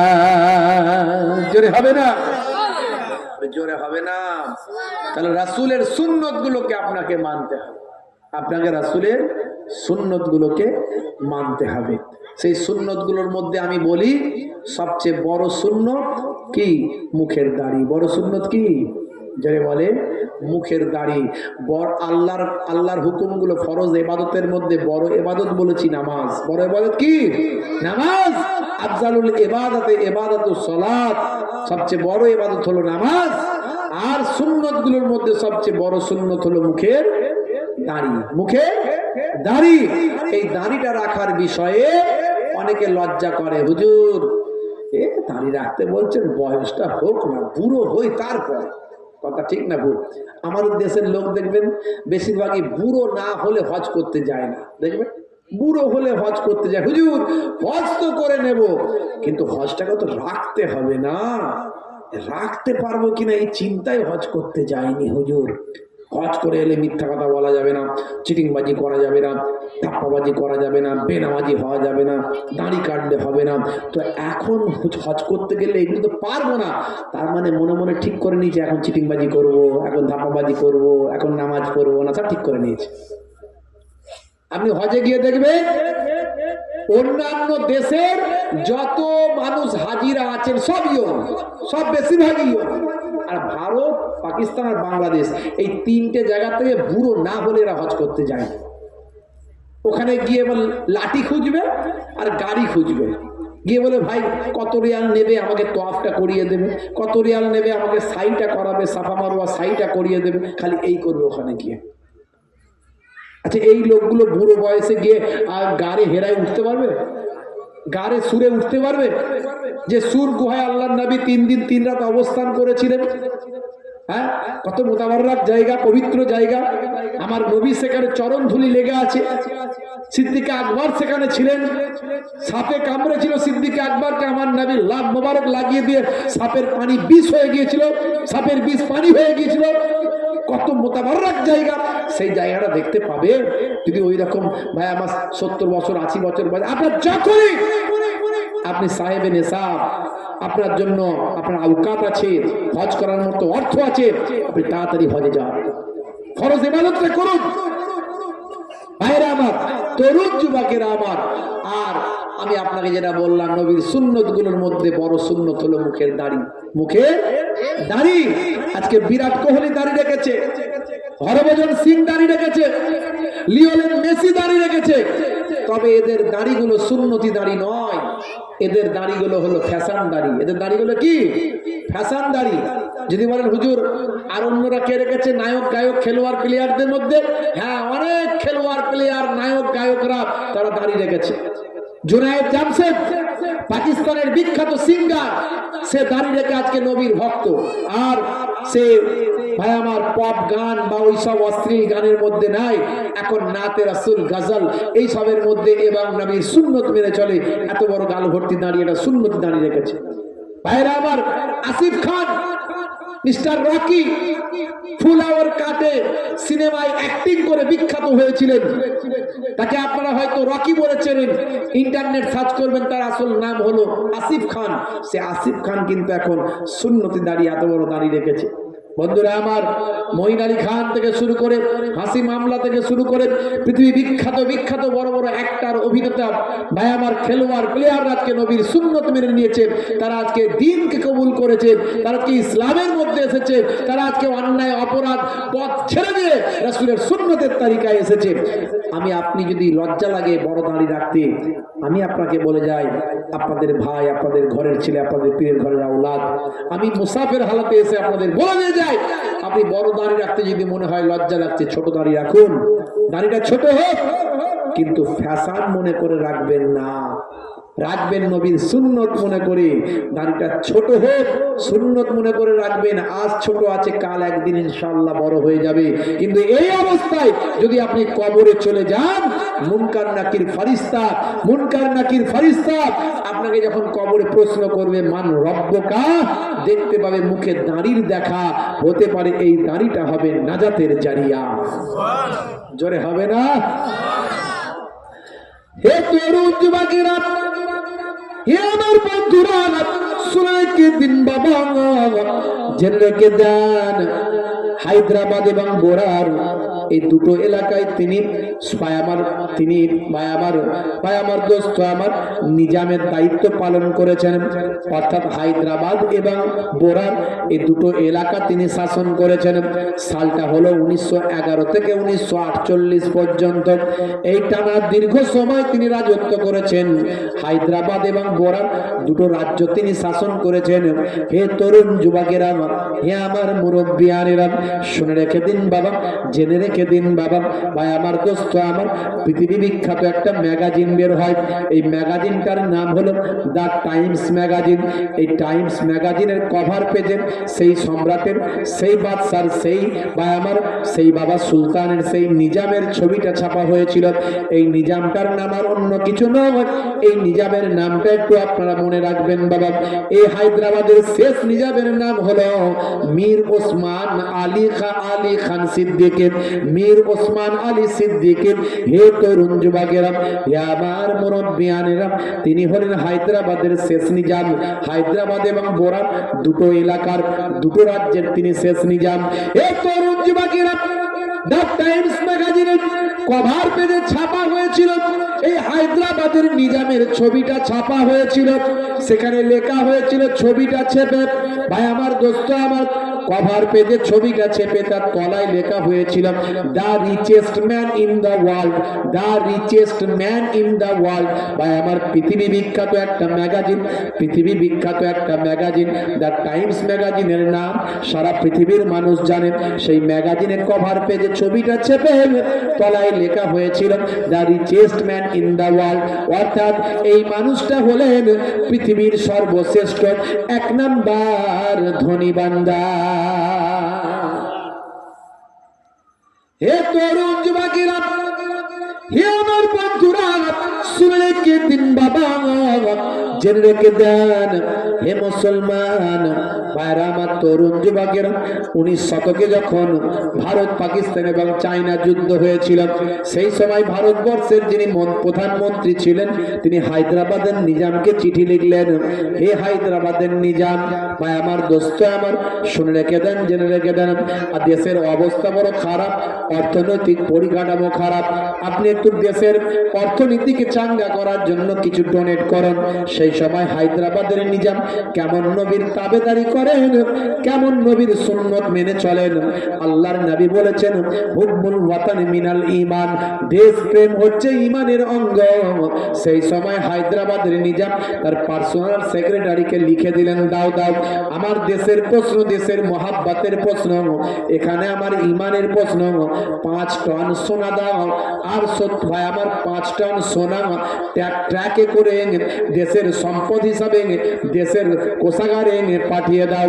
এ তরুণ যুবকেরা, হে আমার বন্ধুরা, হায়দ্রাবাদের নিজামের এত সম্পত্তি ছিল, সেই সময় তিনি দেশের উপকারের জন্য 5 টন সোনা দিয়েছিল। যারা আজকে মুসলমানদের দেশপ্রেম নিয়ে প্রশ্ন তোলে, তারা জানে না মুসলমানদের এই দেশের জন্য কত অবদান আছে। আজকে তারা মুসলমানদের হিন্দু, মুসলিম, খ্রিস্টান, জৈন বলে তাদের মধ্যে বিভাজনের রাজনীতি করছেন। যারা বিভাজনের রাজনীতি আজকে করছে, তারা জানে না এই মুসলমানদের এই দেশের জন্য কত রক্ত দেওয়া আছে।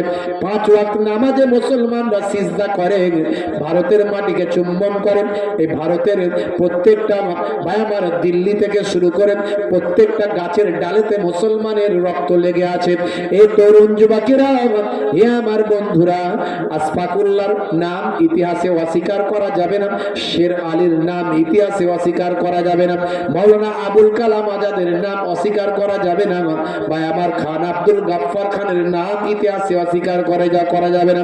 জালিয়ানওয়ালাবাগের হত্যাকাণ্ডের পরে খান আব্দুল গাফফার আকবর খান বলেছিল, জেনারেল ডায়ার যে গুলিটা চালিয়েছেন মুসলমানদের, ভাই আমার দোস্ত আমার, যতগুলো মুসলমান মারা গেছেন তারা দেশকে এতটাই ভালোবাসেন, তারা বুক চিতিয়ে দিয়েছেন।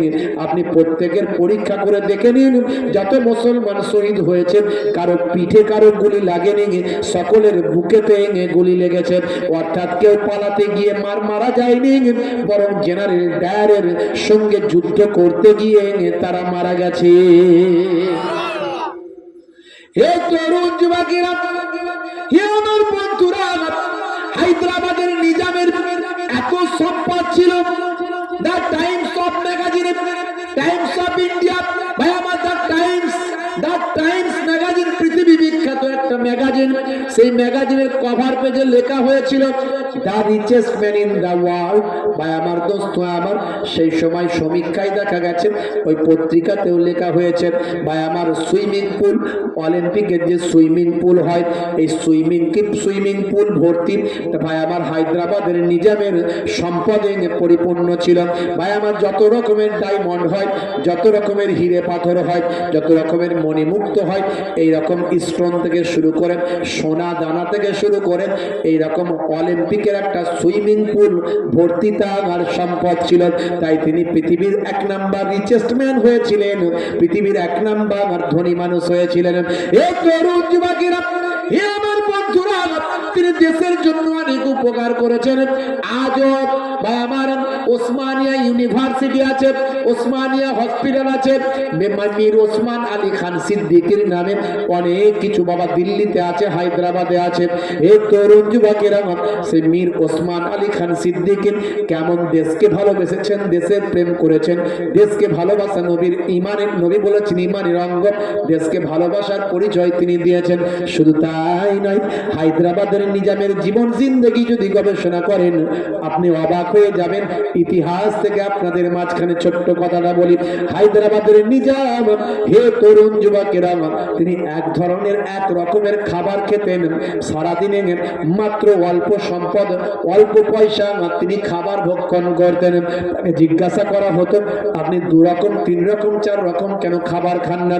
তিনি 1 রকম খাবার খেতেন, আর প্রচন্ড ঠান্ডাতেও মাত্র একটা কম্বল ইউজ করতেন। মাঝে মাঝে তিনি ছেঁড়া জামা সেলাই করে নিজে হাতে পরতেন, বা আমার ছেঁড়া জুতো সেলাই করে নিজে পরতেন। তাকে লোকে কৃপণ বলতো, তাকে লোকে কুঞ্জুস বলতো। লোকে বলতো, আপনি এত কুঞ্জুস কেন? আপনি এত পৃথিবী বিখ্যাত একজন ধনী মানুষ, অথচ আপনি কেন এত কুঞ্জুসি করেন? আপনি কেন এত কৃপণতা করেন?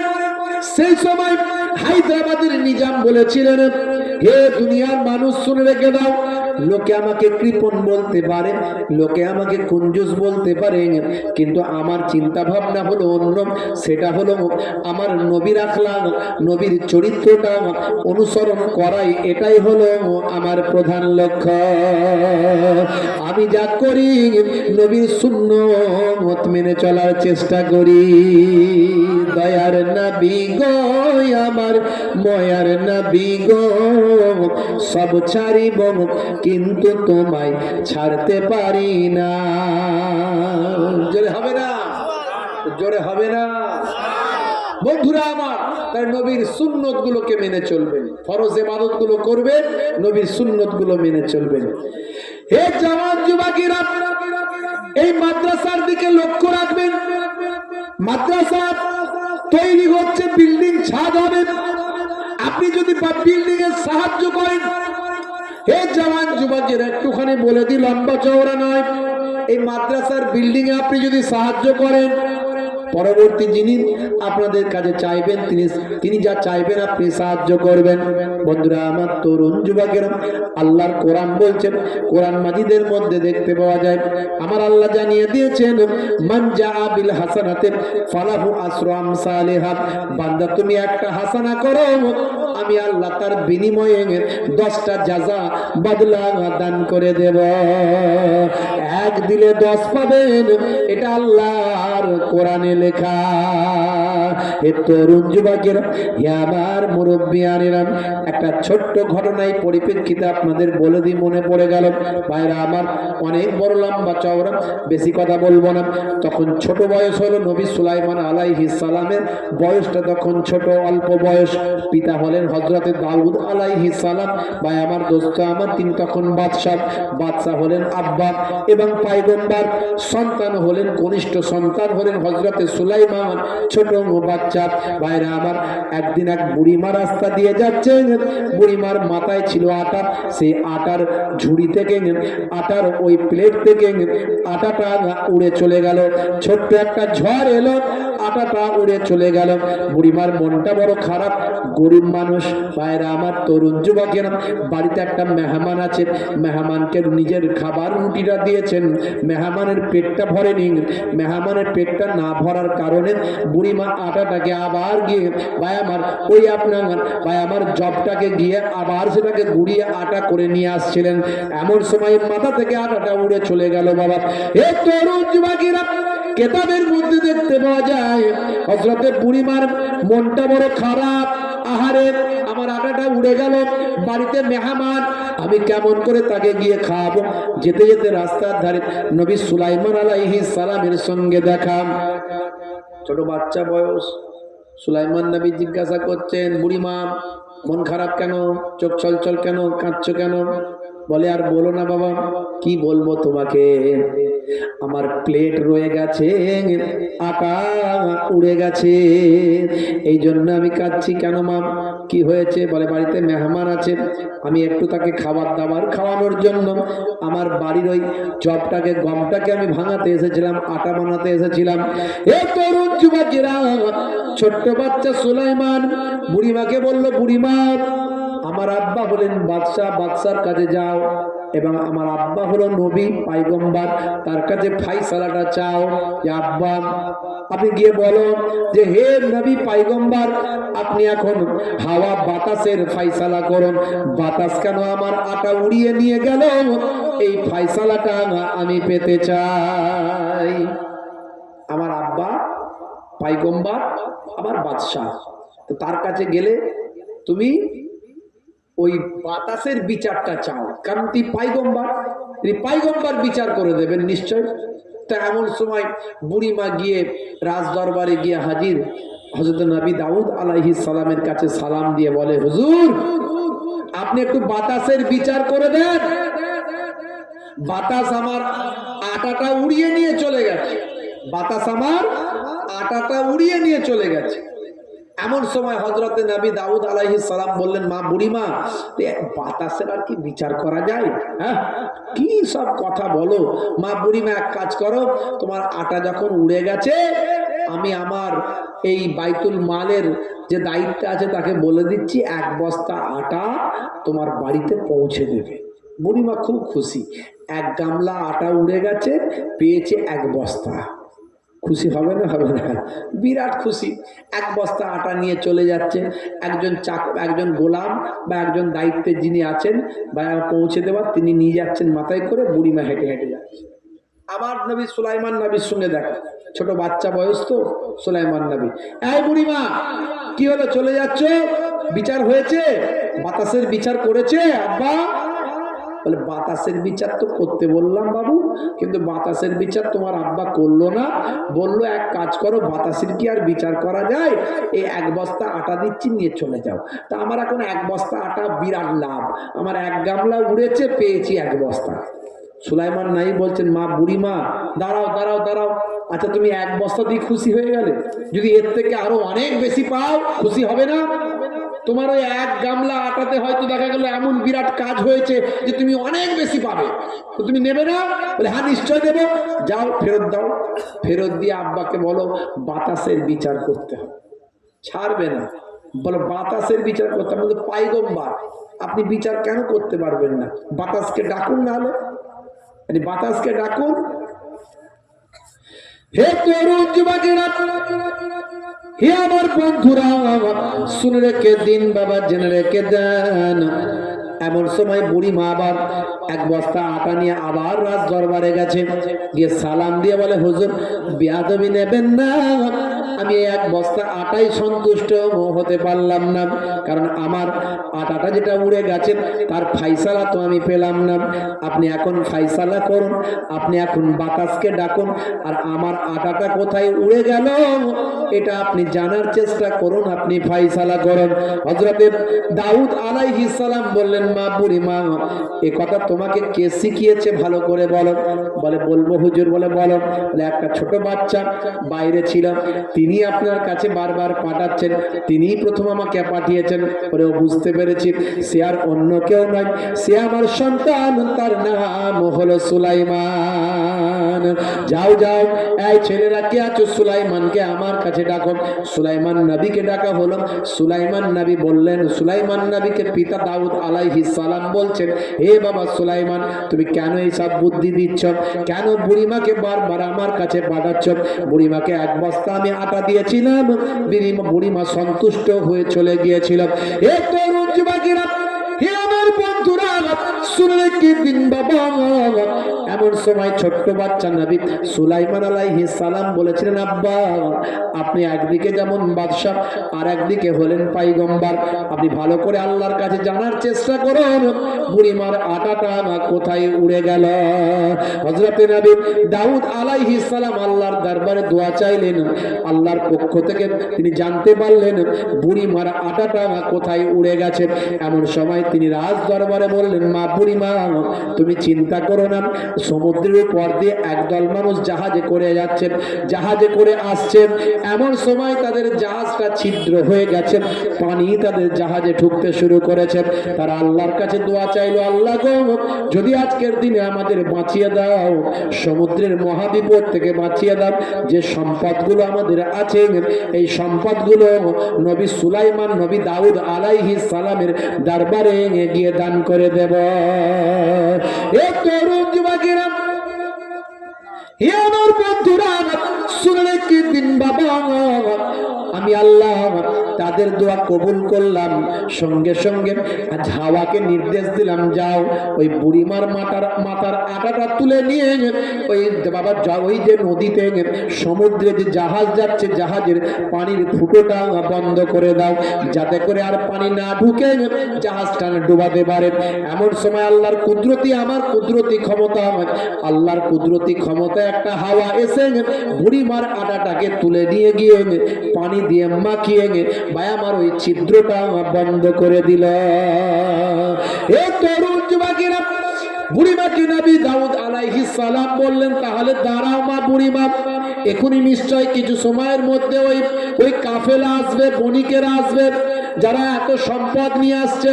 মা বুড়িমা, তোমার আটার কারণে ওই জাহাজের ফুটো বন্ধ হয়ে তারা বেঁচেছে, তাই তোমার অনেক হক বেড়ে গেছে। ওখানে যে সম্পদ পাওয়া যাবে তার একটা বড় অংশ আমি তোমাকে গিফট দান করে দেব। বুড়িমার ওই এক গামলা আটার বিনিময়ে আমার আল্লাহ তাকে জাহাজ ভর্তি একটা, ভাই আমার এত সম্পদের একটা বড় সম্পদের মালিকানা বুড়িমাকে বানিয়ে দিলে। বলার উদ্দেশ্য, দান করলে কমে না, দান করলে কমে না। এই জন্য কোরআন মাজিদ আল্লাহ রাব্বুল আলামিন বলেছেন, মান জাআ বিল হাসানাতে ফালাহু আসরু আমসালিহা, বান্দা একটা হাসানা করলে আমি আল্লাহ 10টা জাযা বদলা দান করে দেব। হাদিসে কুদসির মধ্যে এসেছে, একের বদলে আমি আল্লাহ 10 দিই, 100 দিই, 700 দিই, বেহিসাব মালে মালামাল করে দিই। জোরে বলুন সুবহানাল্লাহ। ভাইরা আমার, তাহলে এই মাদ্রাসা আপনারা দেখছেন ছাদ ঢালাই হচ্ছে, আপনারা ওখানে দান করবেন, সিমেন্ট দেবেন, বালি দেবেন, আরো যা লাগবে দেবেন, কারণ এটা আপনাদের এলাকার গর্ব, আপনাদের এলাকার প্রতিষ্ঠান। আপনাদের এলাকা থেকে সন্তানেরা পড়াশোনা করে অনেক দূরে দূরে চলে যাবে, তারা হাফেজে কোরআন হবে। এই জায়গায়, যে জায়গায় আল্লাহর কোরআন মাজিদ তেলাওয়াত করা হয়, বিশ্বনবী দয়ার নবী বলেন, সরেফা আনহুমুল আযাব, আমার আল্লাহ নির্দিষ্ট আযাব গজবকে সেখান থেকে সরিয়ে দেন। জোরে বলুন সুবহানাল্লাহ। যে জায়গায় আল্লাহর কালামুল্লাহ পাক তেলাওয়াত করা হয়। ভাইরা আমার, তাহলে আপনাকে আমাকে এই মাদ্রাসার প্রতি একটু লক্ষ্য রাখতে হবে, মাদ্রাসার প্রতি একটু খেয়াল রাখতে হবে। হযরত নবী সুলাইমান আলাইহিস সালাম তাকে আল্লাহ কি নিয়ামত করেছিলেন, তিনি এত সুন্দর সুন্দর কথা বলেছিলেন যে তৎকালীন যুগে সবাই মুগ্ধ হয়েছিল। সেই নবী সুলাইমান আলাইহিস সালাম, ভাই আমার, কত বড় আল্লাহর একজন পাক পবিত্র, একজন এত বড় পাপের একজন পয়গম্বর, যে নবী সুলাইমান আলাইহিস সালামকে আল্লাহ কত বড় ক্ষমতার হকদার করেছিলেন। হে তরুণ যুবকেরা, আমার আল্লাহ বললেন, বান্দারে তোমাদেরকে মরতে হবে। কুল্লু নাফসিন যায়কাতুল মাউত, প্রত্যেক প্রাণী মাত্রই মৃত্যুর আস্বাদ গ্রহণ করবে। ইজা জাআ আজালহুম লা ইস্তাখিরুনা সাআতান ওয়া লা ইস্তাকদিমুন, মৃত্যুর যে সময় নির্ধারণ করা হয়েছে সেই সময়ের এদিক ওদিক করা হবে না। বান্দা তুমি মৃত্যুর হাত থেকে যেখানেই পলায়ন করো না কেন, আইনামা তাকুনু ইউদরিকুমুল মাউত ওয়ালাউ কুনতুম ফি বুরুজিম মুশাইয়াদা, বান্দা মৃত্যুর হাত থেকে যেখানেই যাও, সুদৃঢ় গম্বুজ মজবুত কেল্লা লোহার সিন্ধুকের মধ্যে তুমি চলে যাও, ভেলোর, চেন্নাই যাও, ম্যাড্রাস যাও, পিজি যাও, এনআরএস যাও, যত বড় বড় হসপিটালে চলে যাও না কেন, বান্দা মৃত্যুর যে সময় নির্ধারণ করা হয়েছে সেই সময়ের এদিক ওদিক করা হবে না। হযরত নবী সুলাইমান আলাইহিস সালাম, আপনারা জানেন অনেক ওয়াজ আছে, আমি ওয়াজ করিনি, সে ওয়াজ করতে পারবো না, সময় নাই। নবী সুলাইমান আলাইহিস সালাম, ভাইরা আমার, তরুণ যুবকেরা, তিনি বাইতুল মুকাদ্দাস তৈরি করেছিলেন। বাইতুল মুকাদ্দাস তৈরি করেছিলেন, মসজিদে আকসা। সুবহানাল্লাযী আসরা বিআবদিহি লাইলাম মিনাল মসজিদিল হারাম, মসজিদুল হারাম থেকে কোথায়? মসজিদুল হারাম, আমার আল্লাহ মসজিদুল হারামকে মসজিদ বলেছেন। ও মসজিদুল আকসা ইলাল মসজিদুল আকসা, ভাইরা আমার, মসজিদে হারাম থেকে মসজিদে আকসা পর্যন্ত আমার নবীকে যে আল্লাহ ভ্রমণ করিয়েছেন, পাঠিয়েছেন, শায়ার করিয়েছেন, এই মসজিদে আকসা আজকে নয় ভাই আমার, সুলাইমান নবী তৈরি করার অনেক আগে কাবা ঘরকে আল্লাহ পৃথিবীর প্রথম ঘর আর দ্বিতীয় ঘর হলো মসজিদে আকসা। কাবা ঘর ফারিস্তাদের দিয়ে তৈরি করেছেন, তার 40 বছর পর মসজিদে আকসা তৈরি করেছেন ফারিস্তাদের দিয়ে। এই কাবা ঘরও অনেকবার ভেঙেছে গড়েছে, আর মসজিদে আকসাও অনেকবার ভেঙেছে গড়েছে। নবী সুলাইমান আলাইহিস সালাম তিনিও একসময় মসজিদে আকসা তৈরি করছিলেন। কাদের নিয়ে? জেনেদেরকে নিয়ে। কাদের নিয়ে? জেনেদেরকে নিয়ে। এই জেনেদেরকে নিয়ে তৈরি করতে গিয়ে তাকে অনেক সময় লেগেছে, অনেক মেহনত করতে হয়েছে, পাহাড় থেকে পাথর কেটে কেটে জেনেদেরকে নিয়ে তৈরি করেছে। হে তরুণ যুবকেরা, নবী সুলাইমান আলাইহিস সালাম তার সাহাবায়ে কেরামদের বললেন, এ সাহাবীরা শুনে রেখে দাও, ভক্তরা, নবীদের জেসেম খাওয়া মাটির জন্য আল্লাহ হারাম করেছেন। আমি যদি মারা যাই আমাকে ঠেক দিয়ে দেবেন, আমাকে দাঁড় করিয়ে দেবেন, আমি মারা গেলে আমাকে তাড়াতাড়ি দাফন করে দেবেন। নবী সুলাইমান আলাইহিস সালাম বললেন, হে সাহাবীরা, আমাকে যদি তাড়াতাড়ি দাফন করে দাও, জেনেরা কাজ করা বন্ধ করে দেবেন। জেনেদের অনেক শক্তি, তারা পাহাড় থেকে পাথর কেটে কেটে এনে বাইতুল মুকাদ্দাস তৈরি করছে বাবা। তাহলে আমি যদি মারা যাই তাড়াতাড়ি আমাকে দাফন করবে না, কারণ জেনেরা কাজ করা বন্ধ করবেন। সাহাবায়ে কেরামেরা তারা কিন্তু তাই করেছিলেন। ভাই আমার, নবী সুলাইমান আলাইহিস সালামের ভক্তরা তাই করেছিলেন। এমন সময় দীর্ঘ সময় ধরে কাজ করাতে গিয়ে নবী সুলাইমান আলাইহিস সালাম বড় পিপাসা অবস্থায় ছিলেন। এক গ্লাস পানি পান করার জন্য বড় পিপাসা অবস্থায় ছিলেন। আমার এমন সময় আমার আল্লাহ তাআলা মালাকুল মউত আজরাইল ফেরেশতাকে পাঠিয়ে দিলেন, যাও যাও নবী সুলাইমান আলাইহিস সালামকে গিয়ে সালামটা জানিয়ে দাও। এই তরুণ যুবকেরা, হযরত মালাকুল মউত আজরাইল ফেরেশতা নবী সুলাইমান আলাইহিস সালামকে সালাম দিলেন, দিয়ে বললেন, সালাম দেওয়ার পরে সালামের জবাব তিনি দিলেন। দেওয়ার পরে নবী বললেন, নবী সুলাইমান আলাইহিস সালাম মালাকুল মউতকে বললেন, ভাই মালাকুল মউত, আমার সঙ্গে মোলাকাতের জন্য না আমার রূহটা বের করার জন্য। এমন সময় মালাকুল মউত আজরাইল ফেরেশতা বললেন, ও আল্লাহর পয়গম্বর, আপনার আপনার সঙ্গে মোলাকাতের জন্য নয়, বরং আপনার রুহটা বের করার জন্য। মালাকুল মউতের কথা শুনে হযরতে নবী সুলাইমান আলাইহিস সালাম বলেছিলেন, ও মালাকুল মউত আজরাইল ফেরেশতা, দীর্ঘ সময় ধরে বাইতুল্লাহ তৈরি করছি, আল্লাহর ঘর মসজিদ তৈরি করছি, আমাকে কিছু সময় দাও, কিছু একটু ওয়াক্ত দাও, সময় দাও, যাতে করে এক গ্লাস পানি পান করার তৃষ্ণা মেটাতে পারি। এক গ্লাস পানি পান করার তৃষ্ণা মেটাতে পারি। দীর্ঘ সময় ধরে আল্লাহর ঘর তৈরি করছে, এমন সময় মালাকুল মউত সেই সময় বলেছিলেন, ও আল্লাহর পয়গম্বর, আপনি এত বড় আল্লাহর মুতাবাররাক, মুআজ্জাজ, মুকাররাম, সম্মানীয় একজন পয়গম্বর, একজন বাদশাহ, যিনি সারা পৃথিবী ব্যাপী বাদশাহী করেছিলেন, সে হযরতে সুলাইমান আলাইহিস সালামকে হযরতে মালাকুল মউত আজরাইল ফেরেশতা বললেন, আমার পক্ষ থেকে আপনাকে এক মিনিটও সময় দেওয়ার ক্ষমতা নাই, কারণ আল্লাহর সময়টা আমি আমার নিজের পক্ষ থেকে দিতে পারিনি। যে সময়টা আমার আল্লাহ নির্ধারণ করেছেন, সেই সময়টি আপনার রূহটা বের করা হবে। নবী সুলাইমান আলাইহিস সালাম ইন্তেকালের সময় পানি পান করার পর্যন্ত সময় পেলেন না। বন্ধুরা আমার, তাহলে আপনাকে আমাকে মরতে হবে। মরতে গেলে আপনাদের আমি প্রথমেই বলেছি, সবচেয়ে আগে আমার আপনার রোল নাম্বার ঠিক করতে হবে। রোল নাম্বার ঠিক করে বড় আমল যেটা, সেটা হলো রোল নাম্বার ঠিক করা মানে কি? ঈমানকে মজবুত করা। ঈমান মানে বিশ্বাস, আল্লাহর প্রতি বিশ্বাস, ফেরেশতাদের প্রতি বিশ্বাস, পয়গম্বরদের প্রতি বিশ্বাস, মৃত্যুর পর জীবিত হবেন বিশ্বাস, কিয়ামত হবে বিশ্বাস। এই বিশ্বাস, এটা হচ্ছে রোল নাম্বার। এই রোল নাম্বার ঠিক করে এবার আমলগুলোর মধ্যে সবচেয়ে বড় আমলের কথা, নামাজের কথা বলেছি। এছাড়া আরো বড় বড় আমল আছে, বড় বড় ইবাদত আছে। সেগুলো কি? রোজা, হজ, যাকাত, এগুলো হলো মৌলিক বিষয়। এবার এরপরে সুন্নতগুলোর মধ্যে অনেক সুন্নত আছে, আমি কয়েকটা সুন্নত বলেছি। তার মধ্যে বড় সুন্নত হলো মুখের দাড়ি। এই সুন্নতটা ঠিক করে আপনাদের বলেছি, যেহেতু মাদ্রাসার ব্যাপার, একটু দান করবেন।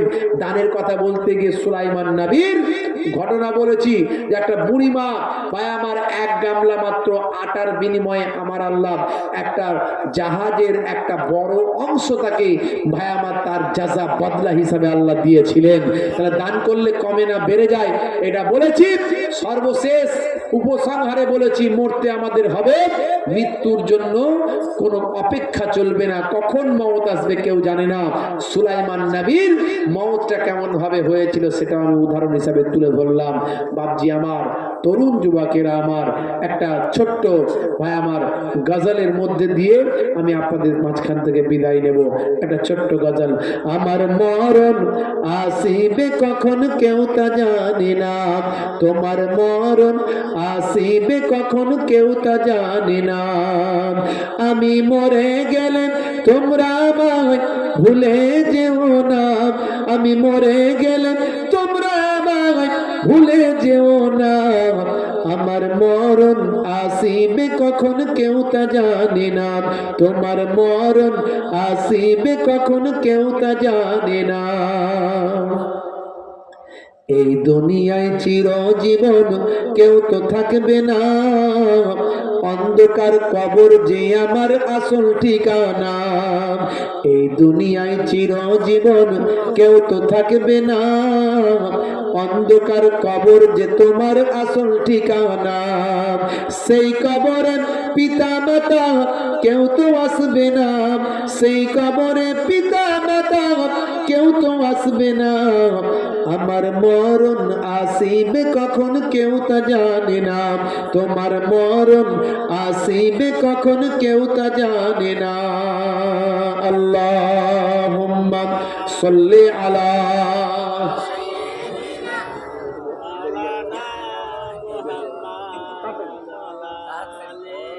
ওয়ালা আলিহি। নিয়ে আসুন, পরের যিনি বক্তা আছেন ওনাকে নিয়ে আসুন তাড়াতাড়ি করে। একটু আপনাদের কাছে ছোট্ট একটু মোনাজাত করে দোয়া করে বিদায় নেব। একটু দোয়া চাই। আল্লাহুম্মা আমিন।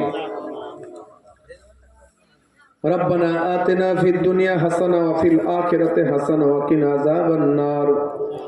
ربنا ظلمنا أنفسنا وإن لم تغفر لنا وترحمنا لنكونن من الخاسرين اللهم اغفر لحينا وميتنا وشاهدنا وغائبنا وصغيرنا وكبيرنا وذكرنا وأنثانا اللهم من أحييته منا فأحيا على الإسلام ومن توفيته منا فتوفى على الإيمان اے رب اللہ رب معبود اے আমার সুস্থ আমার প্রভু কিছু আলোচনা করলাম টুটা ফুটা জবানে পড়তে বলতে কইতে ভুল ত্রুটি মার্জনা করে যদি কিছু সওয়াব দিয়ে থাকেন এই সওয়াব কানাকে আমাদের নবী নূর নবী রাহমাতুল লিল আলামিন সরকার দো জাহাं সুলতান মদিনা দয়ার নবী রূহ পাকে রওজা আকদাসে সওয়াব খানা পৌঁছে দিন যদি কিছু সওয়াব দিয়ে থাকেন বাড়িয়ে দিন বাবা আলাইহিস সালাতু ওয়াস সালাম থেকে तमाम नबीन सिद्दीकीन शुहदा सालिहीन